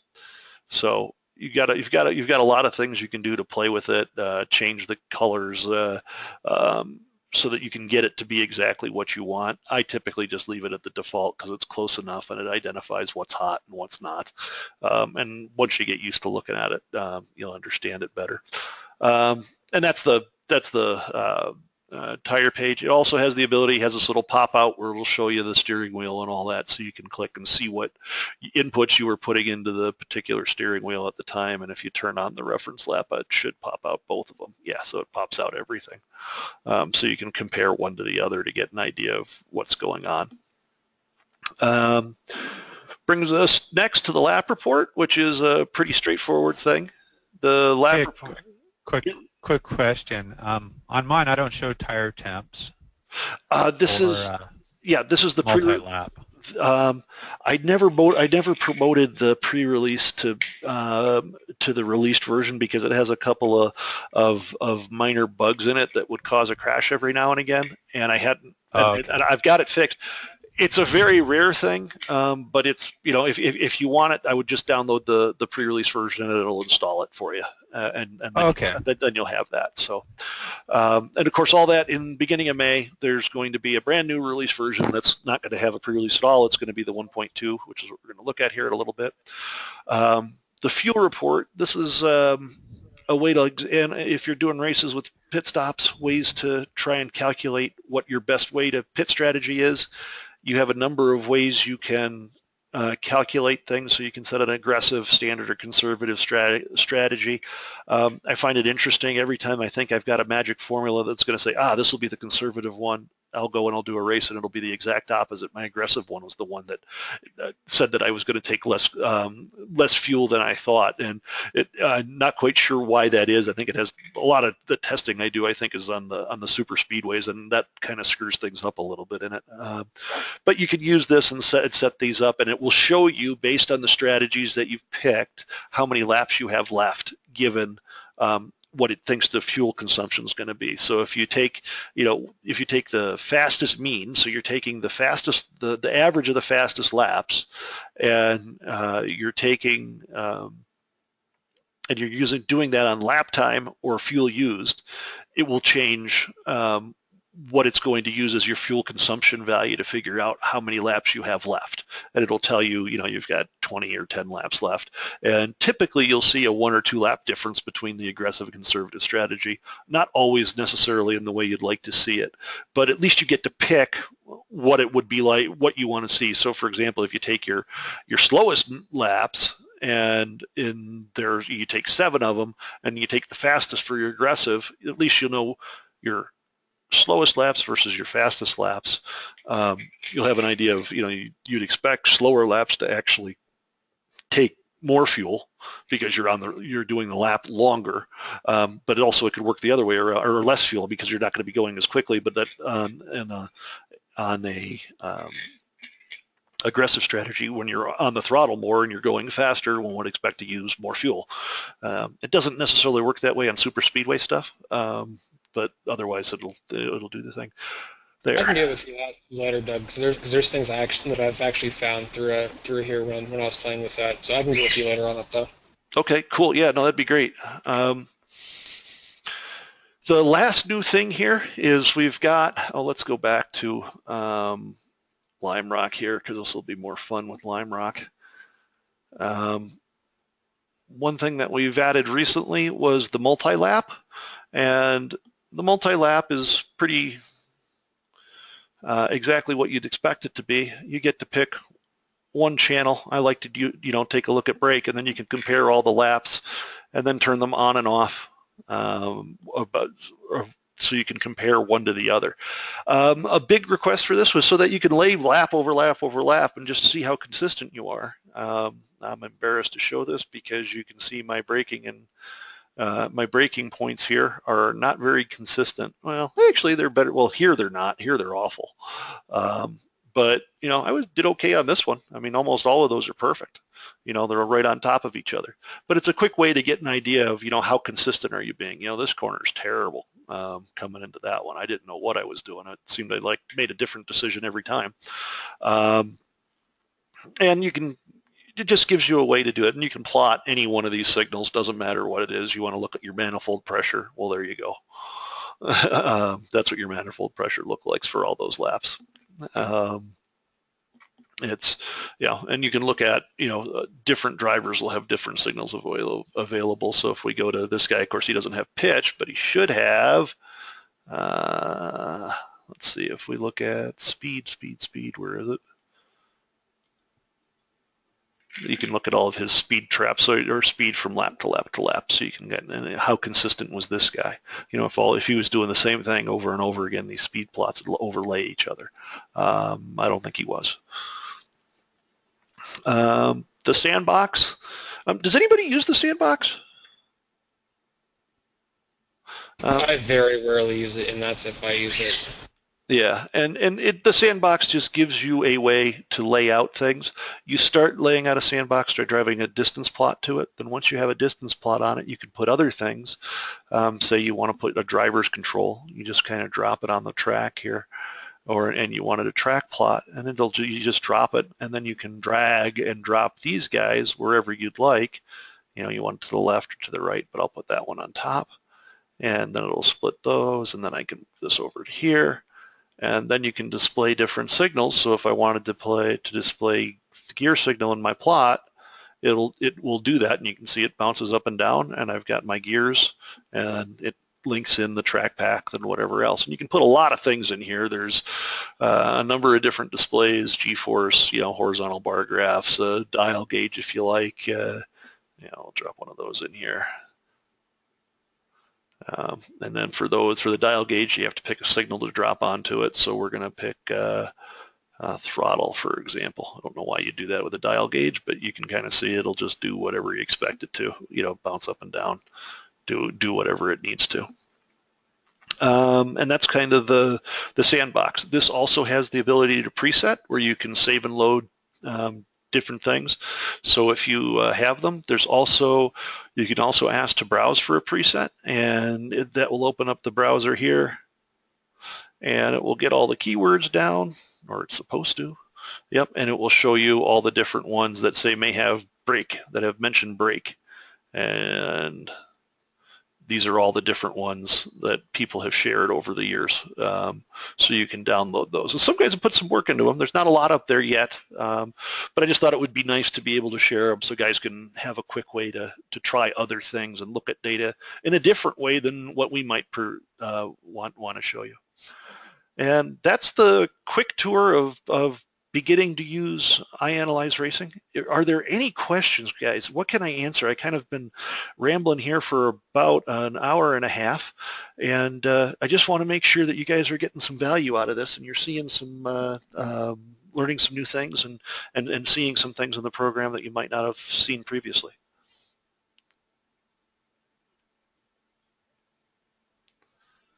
While I'm waiting for you to answer questions, I'm actually going to see if I can run or load up and run the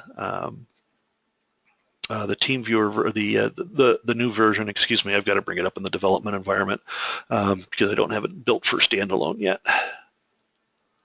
And so do you mind giving just a few moments so I can get up from the computer really quick and go grab something to drink? We've been sitting here for about an hour and a half. Oh gosh, yeah. Oh yeah. Oh, I'm sorry. I'm just talking. I can do that. I can bench race for hours, guys. Yeah, please. Yeah, why don't we take a 5-minute break and we'll come back? Okay. All right, sounds good. Thanks. So we're going to get started in case anybody has this on speakers and waiting to hear that we're going to get started. So we're going to get back started and take a look at what's coming up in the beginning of May. And that's, probably one of the big things that have been asked is like, how could we do team stuff? And you'll notice this site here, it's alpha.ianalyzeracing.com. Yes, you can go to it. Yes, you can buy a team on it. Don't do it. If you do, it's at your own risk. It'll be honored and stuff next go around, but you need to be able to download the iAnalyze program to go along with it. Otherwise, it won't work for you. But anyway, so you can kind of see we have a bit of a fresh look to the website. We've kind of cleaned that up a little bit. I have to add the new video in here. And we've kind of cleaned it up a little bit. Let me get logged in so that when you log in now, it'll come up here in a sec. It will now list, it'll just show you the latest news right here. And you've also got this new thing called teams. And you can be a member of any number of racing teams, and teams themselves gives you a whole bunch of stuff you can do with your friends and guys that you regularly race with. Just before I forget little things about the website, we've redesigned it a little bit. We are going to have forums, which will be nice. They're not actually fully implemented yet, but they will be soon. Within the next week or so, we'll be able to get that up and running. So we have forums. Everything else is pretty much the same that you've seen elsewhere. The interface is better, a little bit better, and of course we've added these teams, which you can get to from here over on the right-hand side, or if you click on your account. And your account will come up, and you can also, if you own a team, it will let you manage the team, or you can extend the subscription, or if you're just a member of a team, you can click on view, and then you can view the team. What we're going to do is we're going to jump into manage for this guy. We kind of take a quick look at what are the team features we're talking about. The big thing is that the team features give you a secure, safe way, private way to share setups with the guys you want to share setups with, share data with the guys you want to share data with, but not necessarily with the iAnalyze racing community. It has a number of things that are part of it. This is the owner's page now, where it will show you the team name, the owner, and which cars you can use. You get to pick. That's probably a good thing. You get to put a little tagline in for your car or your team if you want to have information people need to know to talk about that. You can edit that. And so, for example, if you remember how to spell racing, you can fix that. And then you can pick cars. What cars do you want this team only to manage? Otherwise, you could be, if you don't pick any, it'll do all cars, which gets a bit cumbersome. There's a lot of data there if you've got guys that are really avid fans. But you can just click a couple of, I only want these guys for whatever reason on my team, and that'll help manage the, keep the data management bill and the data management effort lower too, just by doing that. And you can quickly save the team stuff, and so you can select that, and for based on the members of the team, you just come in here and you just put in somebody's email, and it'll say you invite them, and they'll get an invite email. They click accept or reject. If they accept it, and it'll show you who's got the invite here, and while it hasn't been responded to, and you could rescind the invite if they don't respond right away, and you can add or remove folks as needs be as well. Also on this page, both in the team owner page, if you don't want to get email notifications and when somebody makes an update to a blog or updates a lap, you just shut it off, and it will not send you the update emails any longer. I think they're nice to have. That way you know when somebody's uploaded stuff to help improve the communication. And the fact that it's in one central place is really useful because you have the team blog. And so, for example, it said, hey, I just edited the team information. Not that that's terribly useful, but it is, it's just folks know that something just changed. So if they wanted to go look at that, they could. And whenever you upload a lap, that lap will get uploaded and it'll be put in here as part of a blog entry. So if I did this and say, let's say I had this, I said I could say something like tried the setup, it pushed way too much. Then you can just ask ideas, and then you could submit this, and it will go and it will send an email and such out to the to everybody in your blog, and they can come down here, see what you said, and respond. All the blog stuff you'd expect. And of course, what you're really expecting is the lap database. And you have your own private lap database with only the laps that you want. You get 10 gigabytes of data with the screen, which, God, that's huge and pretty much that'll give you more data than you'll ever want to shake a stick at. And you can just look at the cars that download these laps any way that you'd like. Just like it would, on the regular web page type stuff. You can see, a Formula Renault at Oxford Plains. That'll never happen. And so that's kind of the new team look and feel on that. Now, in the actual program side, getting back to this guy here, let's get Spa loaded up. We've got a bunch of different things here that we've added, and perhaps, I don't know if this is going to have it. No, it's not. Okay, we'll look at let's. Doug, really quick before you move on to the program side, I do have a quick question as far as the teams thing is going. Yep. As far as people that do and don't have the program.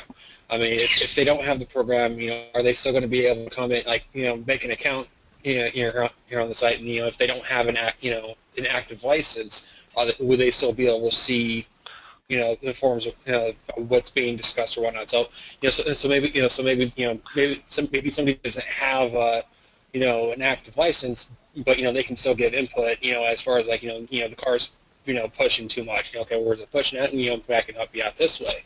If you want to explain or give me a screenshot or whatever. But as far as the guys that don't have the program, because obviously one of the biggest things is the cost or whatnot. Is there a possibility? And I don't know if this possibly fits into what you have time for programming or or for your business model, but but having something so that way they'd be able to have something to get the data. So for those of us that have an active license, we can still see that, because one of the issues I'm facing right now with my driver that I'm crewing for is I can't see a lot of the data that he's generating on track because for whatever reason I cannot get his telemetry. He's tried to send me his telemetry. I have never been able to receive it. Okay. Does he have iAnalyze, or is he just using the? No, he doesn't have iAnalyze. So the telemetry that he tries to send me is the telemetry file that iRacing creates. Yeah, and that should work. That should work just fine. I'm curious if it doesn't, and I'd be happy to investigate that because it should be able to read that and do the right thing with it. I can't get the actual file from him. That's what it's the actual file from him that I've been trying to get, but I can't. Sure. Get. And I can pull stuff up. iAnalyze. I've got stuff I can get from him. Just from what you're able to pick up that iRacing allows us to. But it'd be a lot easier to be able to see things. Whatnot. So whether it would be somebody who owns a team and doesn't mind putting it up the front for like a partial license, somebody, or like a light version, that would basically have some of the simple stuff, and not all the customization, but like a driver tab, steering tab, track tab, just those three things, a lot of it I know goes into your business model and how much time you'd have to be able to separate, going from a full program to a minimized program or something like that.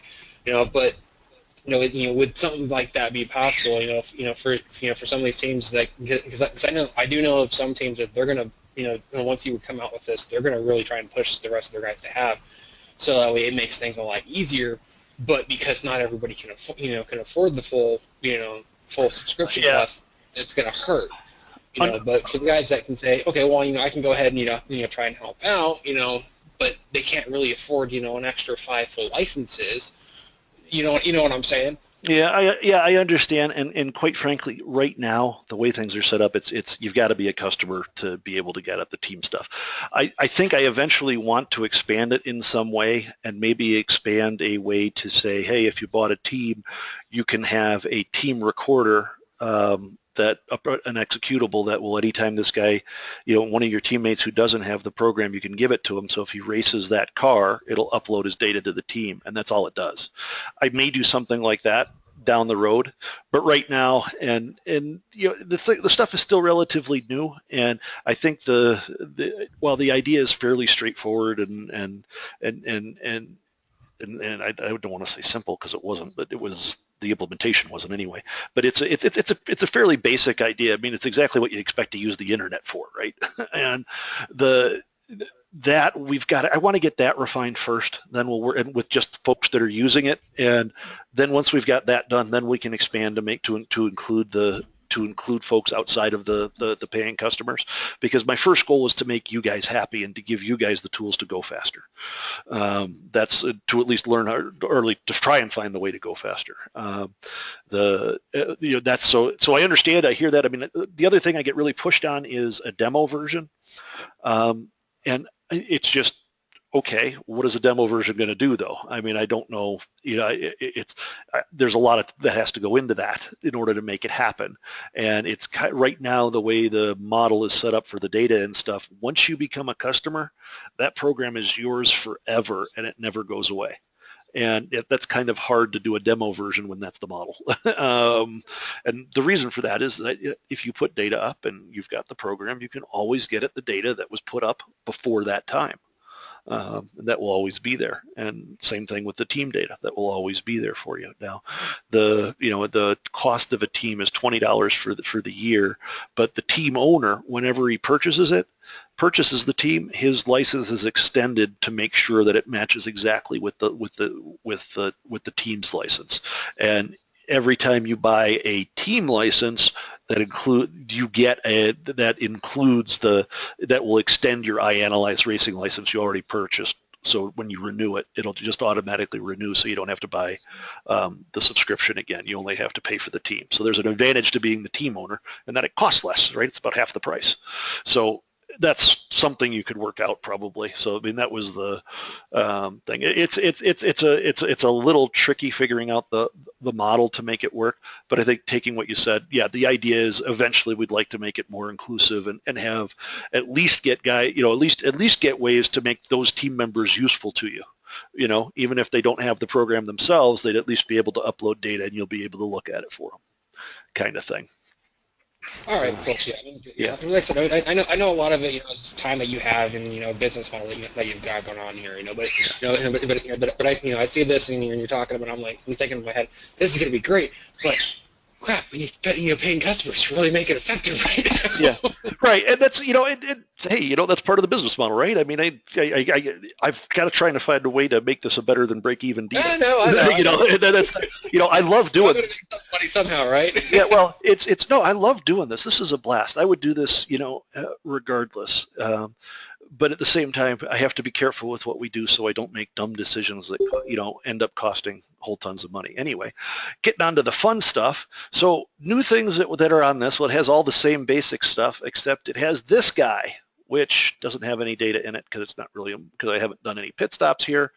But every time you go out, in, out, in, out, it will give you your pit report. It will show your pressures, for each corner, how much fuel the fuel you went out with, fuel you came in with, etc. So you have a quick pit report. So at the end of let's say at the end of a race, you can actually take a look at and see what you did.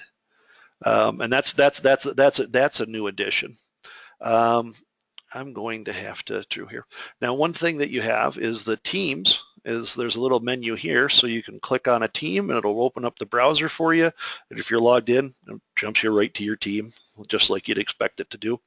And if you're not logged in, it'll ask you to log in and then forward you.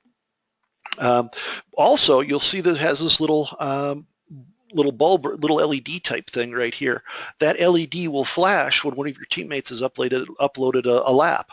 And if we do this, I think, you can share this new up arrow. This up arrow is new, and what it does is it shares the team lap automatically. Whatever lap you pick, you just click that, and it will upload the lap.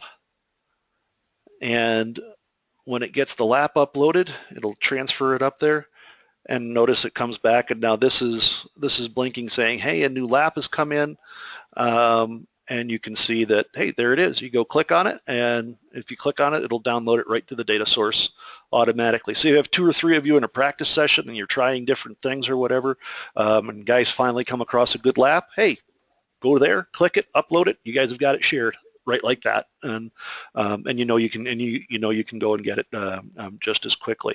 Now, perhaps what I think is the best new improvement for this, and you'll have to excuse me, I've got to go get data again.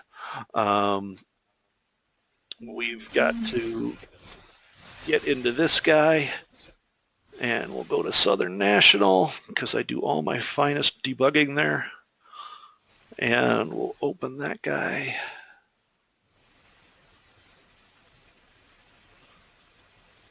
New track, new bugs theory?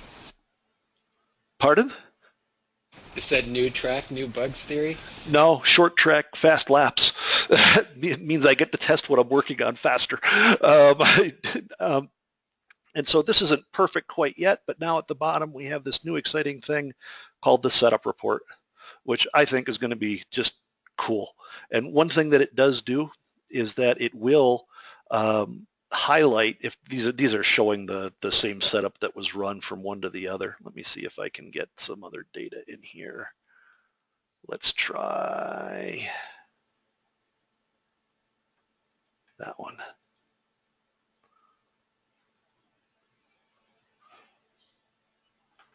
Oh, that didn't have the data.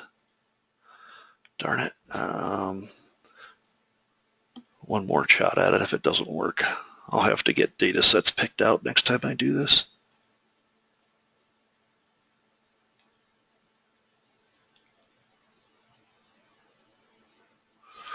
And so now it should.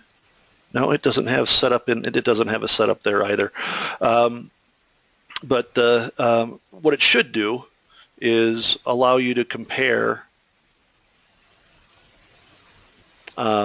If you look at the different things, if any of these numbers are different from setup to setup, it should highlight them for you so that you'll know exactly what's different in each setup.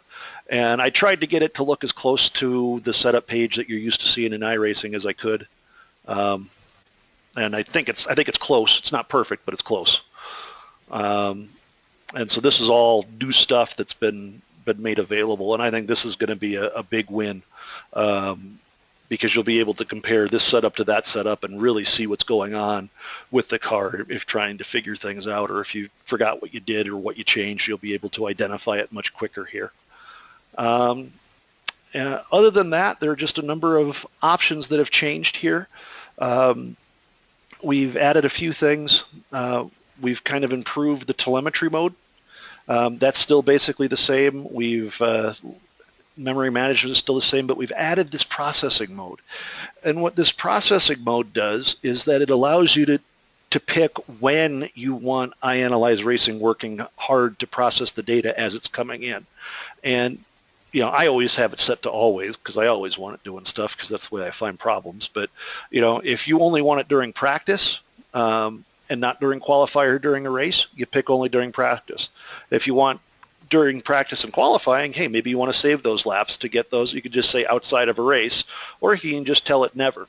And what this does is that this prevents iAnalyze from doing all the processing it does for all the drivers when data's coming in. So it's not pulling in their laps as they're coming in. So you won't get the data until you exit your iRacing session. Then once you've done that, it will do what it normally does, close the files, merge all the iRacing telemetry data in with the iAnalyze telemetry data, and then take all of that and show it to you just like you normally would look at it in iRacing or iAnalyze Racing. So that's pretty much it. That's the processing mode change that I think is actually going to help guys with slower machines, and certainly with the number of complaints iRacing has had with hiccups and starts and stops, that ought to help if we're contributing to that effect at all any there. There are a couple of changes under data options as well, where you have data sharing, setup sharing, and preset sharing for cars using my team. You can prevent the sharing of data for cars that you use in your team. So let's say you want to share iRacing data with iAnalyze but just not for your Ford Fusion or the Mazda MX-6 or 5 or whatever it is. Then if you have that checked, if those are your team cars, it won't upload them, but everything else it will. So if you're playing around with the Formula One car, it'll upload it and share the setups and such like that. So it kind of increases the flexibility that you have in terms of sharing data. Where for stuff that's not important to your team, you can share, but stuff that's important to your team, you just keep to the team. The only other big change is the online browser dialog. And I only say the only big visible change is what I probably should say. And this has the addition of the team box here. And now what you can do is when we get to the online browsing tool, if we get the data loaded in here, here we go, you can say, hey, and also include this team when you're searching for the data. And you can click Find Laps, and it'll go off, it'll find the laps, and it'll show it to you based on what it got from iAnalyzeRacing.com and what it's got in from your team, and it will show it here. You can also tell it to find, if you get more than these cars, for example, let's just get a whole bunch of them.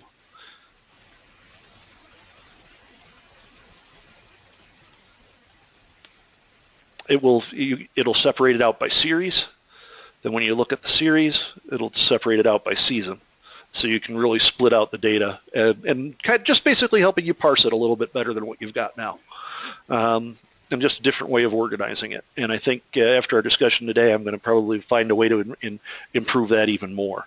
And what we may do is divide it up into gradients of temperature, plus or minus 10 degrees C groups, so 0 to 10, 10 to 20, 20 to 30 would be the gradients in there that might be the dividing line.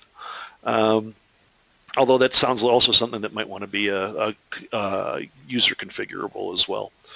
But that's pretty much it. Well, one other nice thing that's about it is that an online browsing tool, once you use it, it comes right back up. It will refresh every hour, but if you want to force it to refresh, you can just hit the refresh button and it'll repopulate all of these all over by itself in case there's something got added or what have you.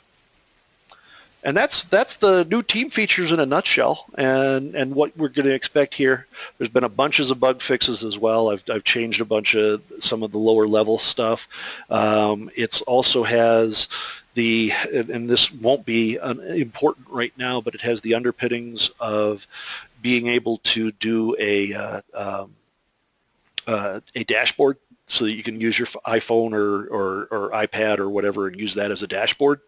So that's the work for that has been put in. That's just one more feature that it looks like everybody else and his brother has an application for that. So I felt it was kind of important to add it in just so that we aren't lacking, what folks commonly use.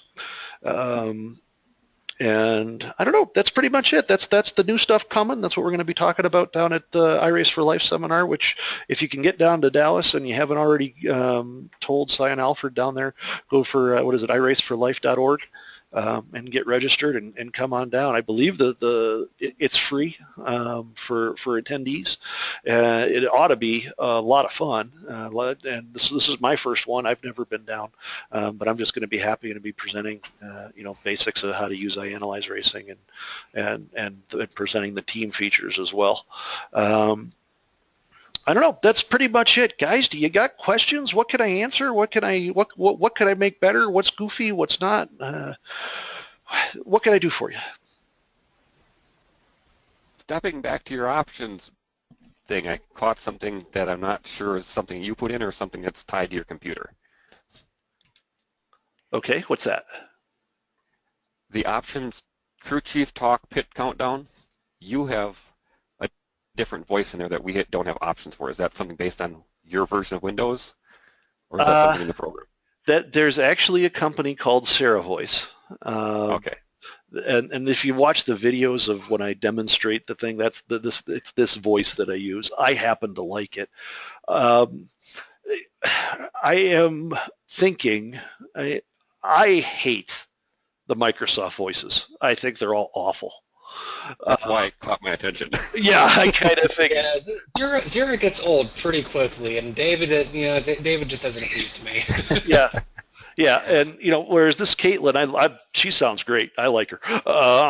It's and I keep thinking Sarah Voice wants about $500 a voice, and I'm thinking of if we could get if we get a consensus of 10 to 15 folks that says, yeah, I'll renew my subscription if you get this.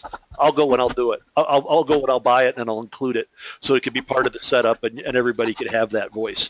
And we could pick one. I mean, if you go to Sarah Voice.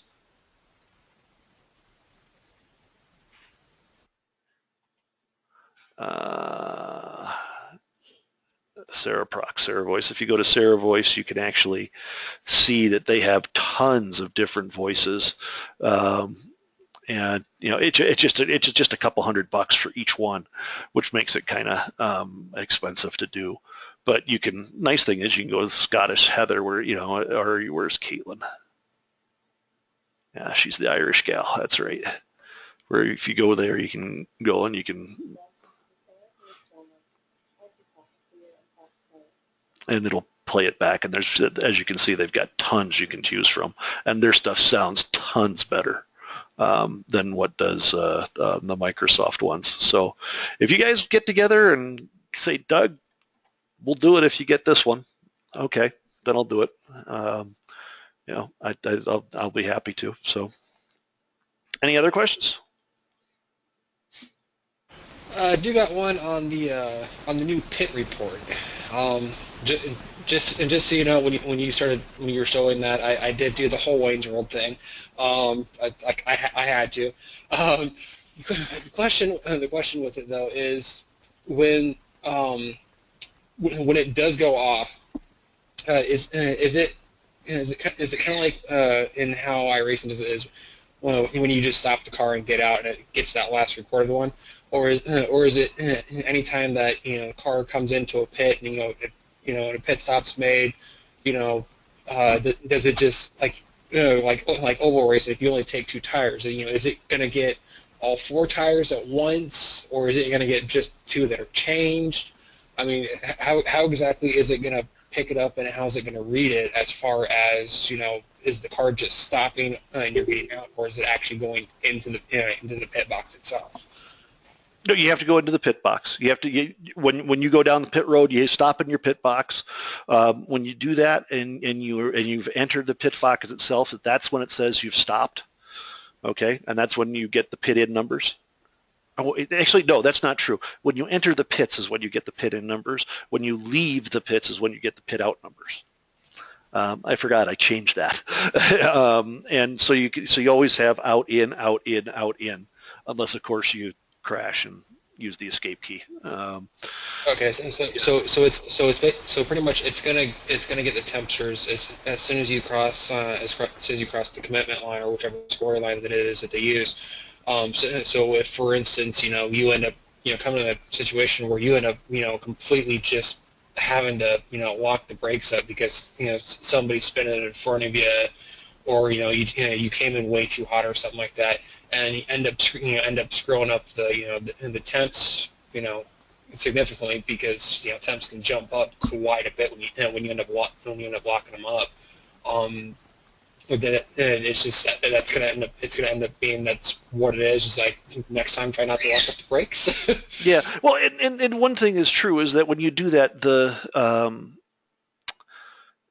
it is definitely true that the carcass temperature won't be as affected by that as will the surface temperature. And the surface temperature, that should go away pretty quickly. I mean, anyway, I mean that it shouldn't stick around too terribly. I mean, if you build up lots of heat, yeah, it's going to stick around for half quarter of a lap, but it should go away pretty quickly, especially if you're near the end of a run. If you're near the top, yeah, that could be, if you're the beginning of a run, you'll have a lot of heat you'll have to build up in there. And so I don't know how else you do this. I mean, I was just thinking back when I was racing, when did we get our temperatures? As soon as we got in the pits. And what did we get? We really basically just got the carcass temperature more than anything else, because that was really what folks were after, I thought. Um, and it just gives you the thing, and you can just take a quick look at what the pressures are, from out to in and out to in, out to in. So, and that's all it really is. Okay, and I was curious as to when exactly it picks that up. So yeah, it's the pit inline. Yeah, the pit inline and the pit outline, and I couldn't think of a better place to do it. It's a decisive point. It makes sense because it gets it as close to as close to what's the word I want to use, as close to possible as it can. So. Okay. So is this stuff that's going to be available if because obviously I'm a crew chief. Is this stuff I'm going to be able to pick up from my driver? Is it something that iRacing's transmitting? Because I've actually got my guy's race from Martinsville loaded up, and I can see the tire temps on the tire page, but as far as when it comes to reporting after they cross that line or not, is that something that will still come to me as well? You're going to have to wait till the next major version, because what you want for the crew chief point of view is you're going to need to your driver's iAnalyze is going to have to act as a web server to get you that data. And that's one of the things that's like the third or fourth thing on my list right now as to what can we do for crew chiefs to give crew chiefs and spotters the tools that they need. Pardon? I said we're a fickle group. I know. Yeah. Well, the problem is it's not really your fickle group. It's just that it's hard to get the data, right? Because you have to transmit it from the driver in one way or another, and because all of the driver's data is really only available on his machine or her machine. What you get as a crew chief is you actually have a race car as a crew chief. It's just that you don't see it. It's just not on the racetrack. You don't see it. I don't know if you've ever jumped into a session as a crew chief, but you can actually ghost drive as well. You can't do that as a crew chief. You can only do that in spectator. Or spectator. Okay. Yeah, but spectator mode you can, but not when you're crewing. When you're crewing, you've only got the little crew chief button or the spot button. That's it. Yeah, but they're both implemented the same way. It's just that in the spectator mode, they let you drive a car that doesn't affect anything.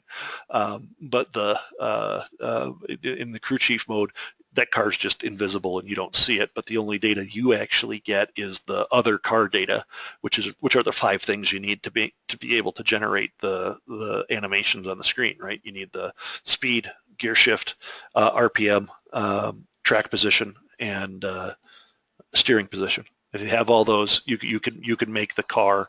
You can pretty well tell where the car needs to be. There's more information than that iRacing sends amongst itself, but it's not stuff that they share with us for the individual cars. But but that's what you get when you run in crew chief or in spectator mode.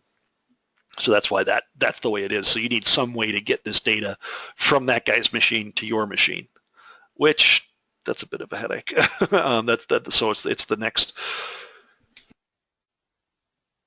Excuse me. It's the next. It's the next technological challenge after the dashboard. That's fine. I can stick with the old method of pen and paper for right now. So. Yeah.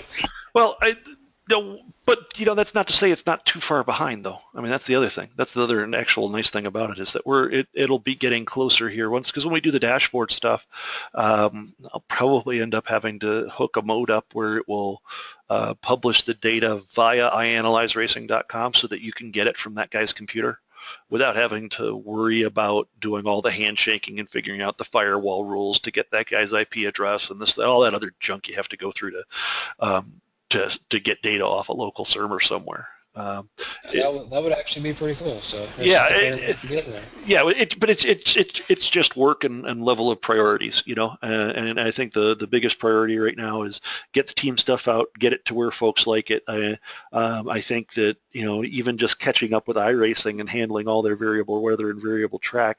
I remember a year ago I came out with stuff that actually listed the temperature and such, and people thought that was, oh my gosh, somebody's doing that, and now I'm a year behind because I have to adapt to the dynamic weather now. Oh no.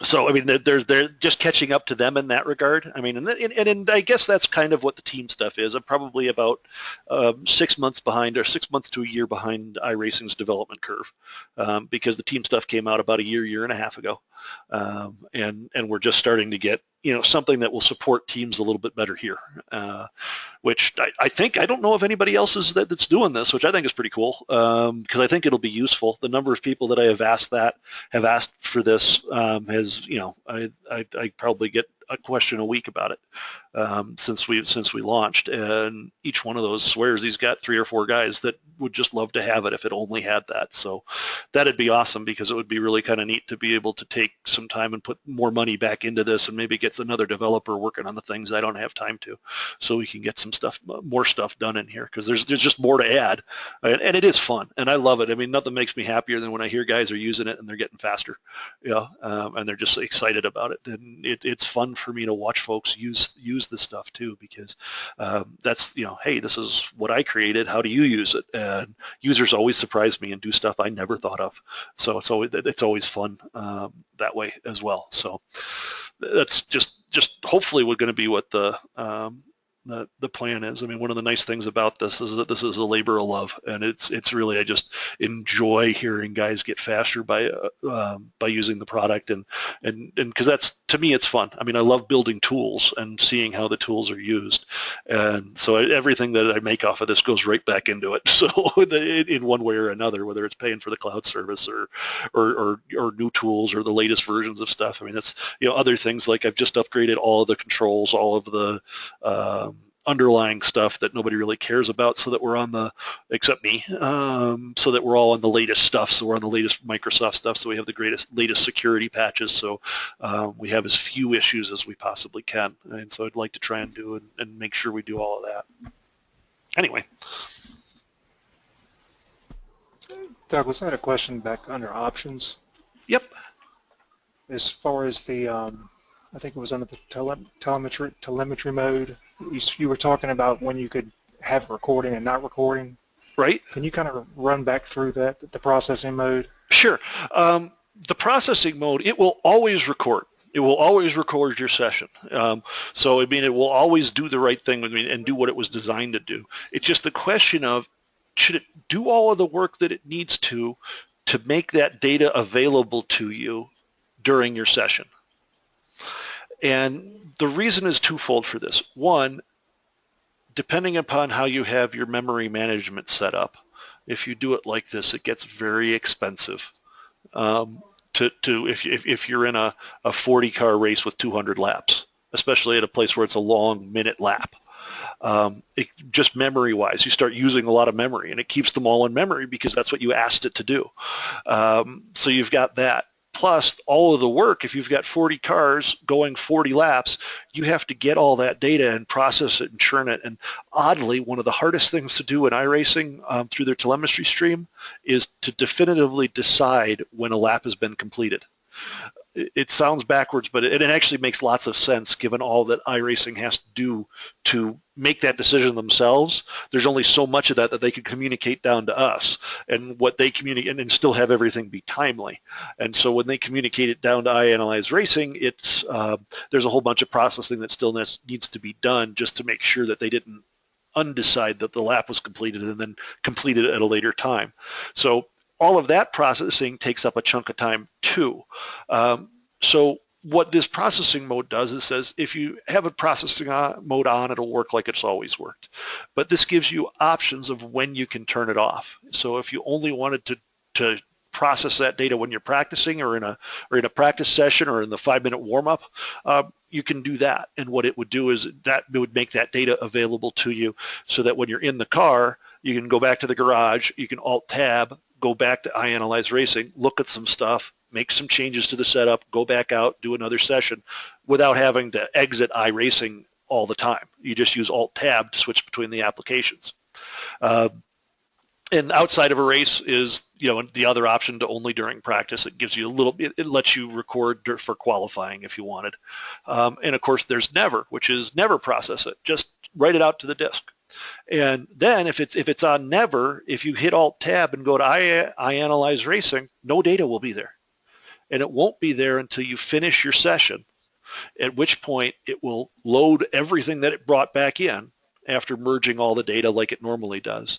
And when it brings it back in, it will merge it all back together and put it and then load it up, and you use it just as if you had gone here and say, hey, let's load this data source, whatever that might be. You went browse and you found something. Does that make sense? Yeah, so like if I wanted to use it during a race, but then to be able to go back after the race, like say to go back and look at the pit stops and laps, I would have it on never, and then once the race is done, it would then pull it. Yeah, or you can put it on outside of a race, so it'll only process during practice and setup.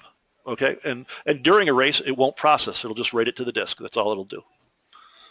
Okay, but after the race session's complete, I would then have the data available to me afterwards, correct? Exactly. Yes. Okay. It always records the data. Okay. Yeah. Is it possible to just have it do your data only, or does it have to do everybody's? It's a good question. I always have it do everybody's because there's always somebody faster than me, and I like to see what his I like to see what his lap is, but you never know who it's gonna be. Now I suppose you probably could strip that out, but I mean we have to write the whole record out anyway. The way the iRacing data structure is structured, it's it's about a 2.5 kbyte structure that merges all of the individual car data. Some of it is indexed, some of it is just for your individual driver's car, and some of it is system-wide data as well. And it's just kind of one big block. And what the IBT files, the iRacing files do, they just write those blocks out, but they edit out all the extra user stuff, but they only write it out for the single user. I don't see that you save any data doing that because you still have to write essentially the same size block out no matter what you do.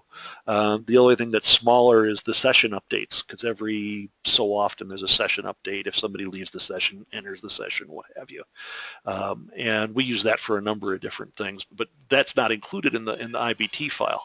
But we actually include the updates in ours so that we're constantly, there's tons of information in them that we can pull out. In fact, that's one of the places that they've hid the setup stuff that made the setup data possible now. I still don't know how to read one of their setup files, but I know how to read that session header, and I can get at that setup information there now. And it's just on the local machine for the local driver. So I don't see where it saves much. The other thing is that we compress all our data for iAnalyze anyway, so our data is about, I can't remember, I did some study on it.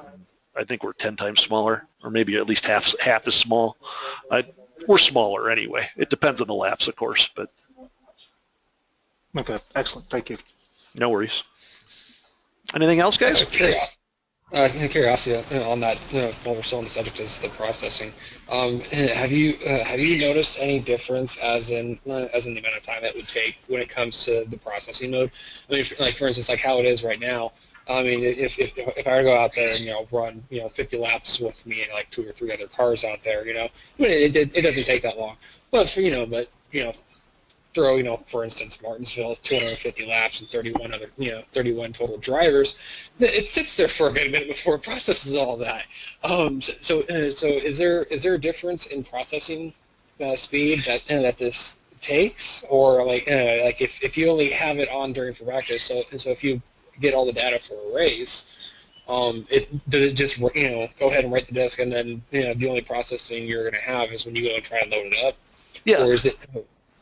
I mean, yeah, that's essentially, I mean, honestly, the IAF files, the way they're structured are, it basically just, it's just a replay of the data as it came in, is essentially as events happen, it writes it out to the file in that order. When you're loading it back in, you're doing the same exact thing you did when it came over the telemetry. Okay, so if you wanted to bring up information from the race, then all that the only processing that's going to happen, it's going to happen once you load it up. It won't have any post processing after you exit the session. It'll only have processing if you exit the session from practice. Well, it'll still do all the things that it normally does. It will write the data out to disk. It will do pit commands. Pit commands, all voice commands will still work. The pit countdown will still work, but that's all you get at that, because it's not tracking. It's not doing any processing on the data, so it doesn't track who just set the fast lap anymore, because it's been told not to do that. Okay.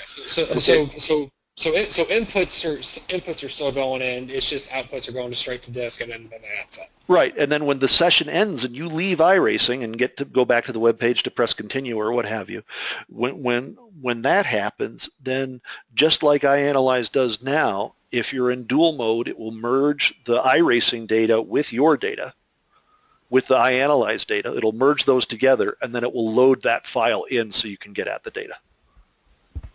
Okay. So yeah, so I mean, you don't. The whole idea is that with these processing modes, just don't do all that extra work. And there's a bunch of extra work, like you say. You can see how long it takes when you load 250 laps from Martinsville, and you've got 30 cars in it. It takes, it'll take 4 or 5 minutes sometimes, maybe longer. Okay, and it tries to tell you updates, but it's still pretty sluggish. But there's not a lot you can do about it, because it needs to process every one of those data packets so that it gets all the signals aligned in the right bins, and so all the other 30 drivers that aren't you have all their speed and trace signals in the right laps, and it stores the only the 5 fastest or the 10 fastest or whatever for those. It has to do all of that work, and you don't want it to do that. If it doesn't have to do that when it's writing it out, there's definitely going to be more processing power. It's not much. It doesn't add, it's not like we don't reduce half. I mean, most of the cost of doing stuff is writing to the disk. That's the big time sink that we face, is that writing that stuff out is expensive. It takes a while, because anyway, and we don't go into that too long, but I mean, but the whole idea is that just by not doing it, is that on some of as you get into older or more middle of the road systems, you'll get, if we could just take a little bit of the processing load off, we'll just reduce the chance that we're actually causing problems with iRacing. I mean, that's one of my biggest concerns, is that as this grows, that we've got too much going on, and it takes and it degrades iRacing's performance, so that your experience isn't as good. That's like the worst thing that could happen with this. Well, this is the second worst thing that could happen with this. The worst thing is I give you bad data. But so that's kind of the thought process behind it, is don't do what people, if nobody's going to iAnalyze racing in the middle of a race. If you're driving, you're not jumping back and looking at, hey, in lap 5, did I brake too late for turn 3? You're not doing that. You're doing that after the fact. And so having it not do it then, that's okay. Not getting the top speed updates, I thought that was a reasonable trade-off. And it also reduced some of the overhead, because I think most of the biggest problems we run into is when the computer has to read something back and it hasn't done it in a while, so that it's gotten that part of the code swapped out, and so now it has to load it back in. And if it's not readily accessible, it could cause a delay of some sort or another. Yeah. So anything else, guys? I don't got anything aside from stuff I told you I'd get with you later on, but. Yeah. Hey, I just want you to know that Chris Halliday has joined us. Chris, how are you doing? Chris was indispensable in the original development of this software. He was my right-hand man and did a lot of the help authoring and all sorts of stuff. So it's great to see him here. And I hope all things are going well with you, Chris. But hey, guys, thanks for taking time on your Saturday afternoon. I know it was last minute. I hope you got something out of it. Steve and Ralph, I know I have to get back with you guys about what to do to get rid of that bug you've got. Kyle, I think we ought to set up a time. I can't do this week because I'm traveling, but if you want to call me the next week or drop me an email so that we can talk about a couple of your ideas, I'd sure appreciate that because, being responsive to you guys is really important to me, even though sometimes I take forever to get back to you in email. But making this better and making it the tool that you want it to be is really, really important to me, and I'd like to do that for you. So unless somebody has anything else, I think we're done. Doug, thank you very much. Hey, thanks, guys. Be good, and I'll be posting this on YouTube under the user group stuff, so if anybody asks for it, you know where it is. Thanks a lot, Doug. I appreciate it. Good to see you back. Very much appreciated. Always a pleasure. Thanks, guys. Bye-bye.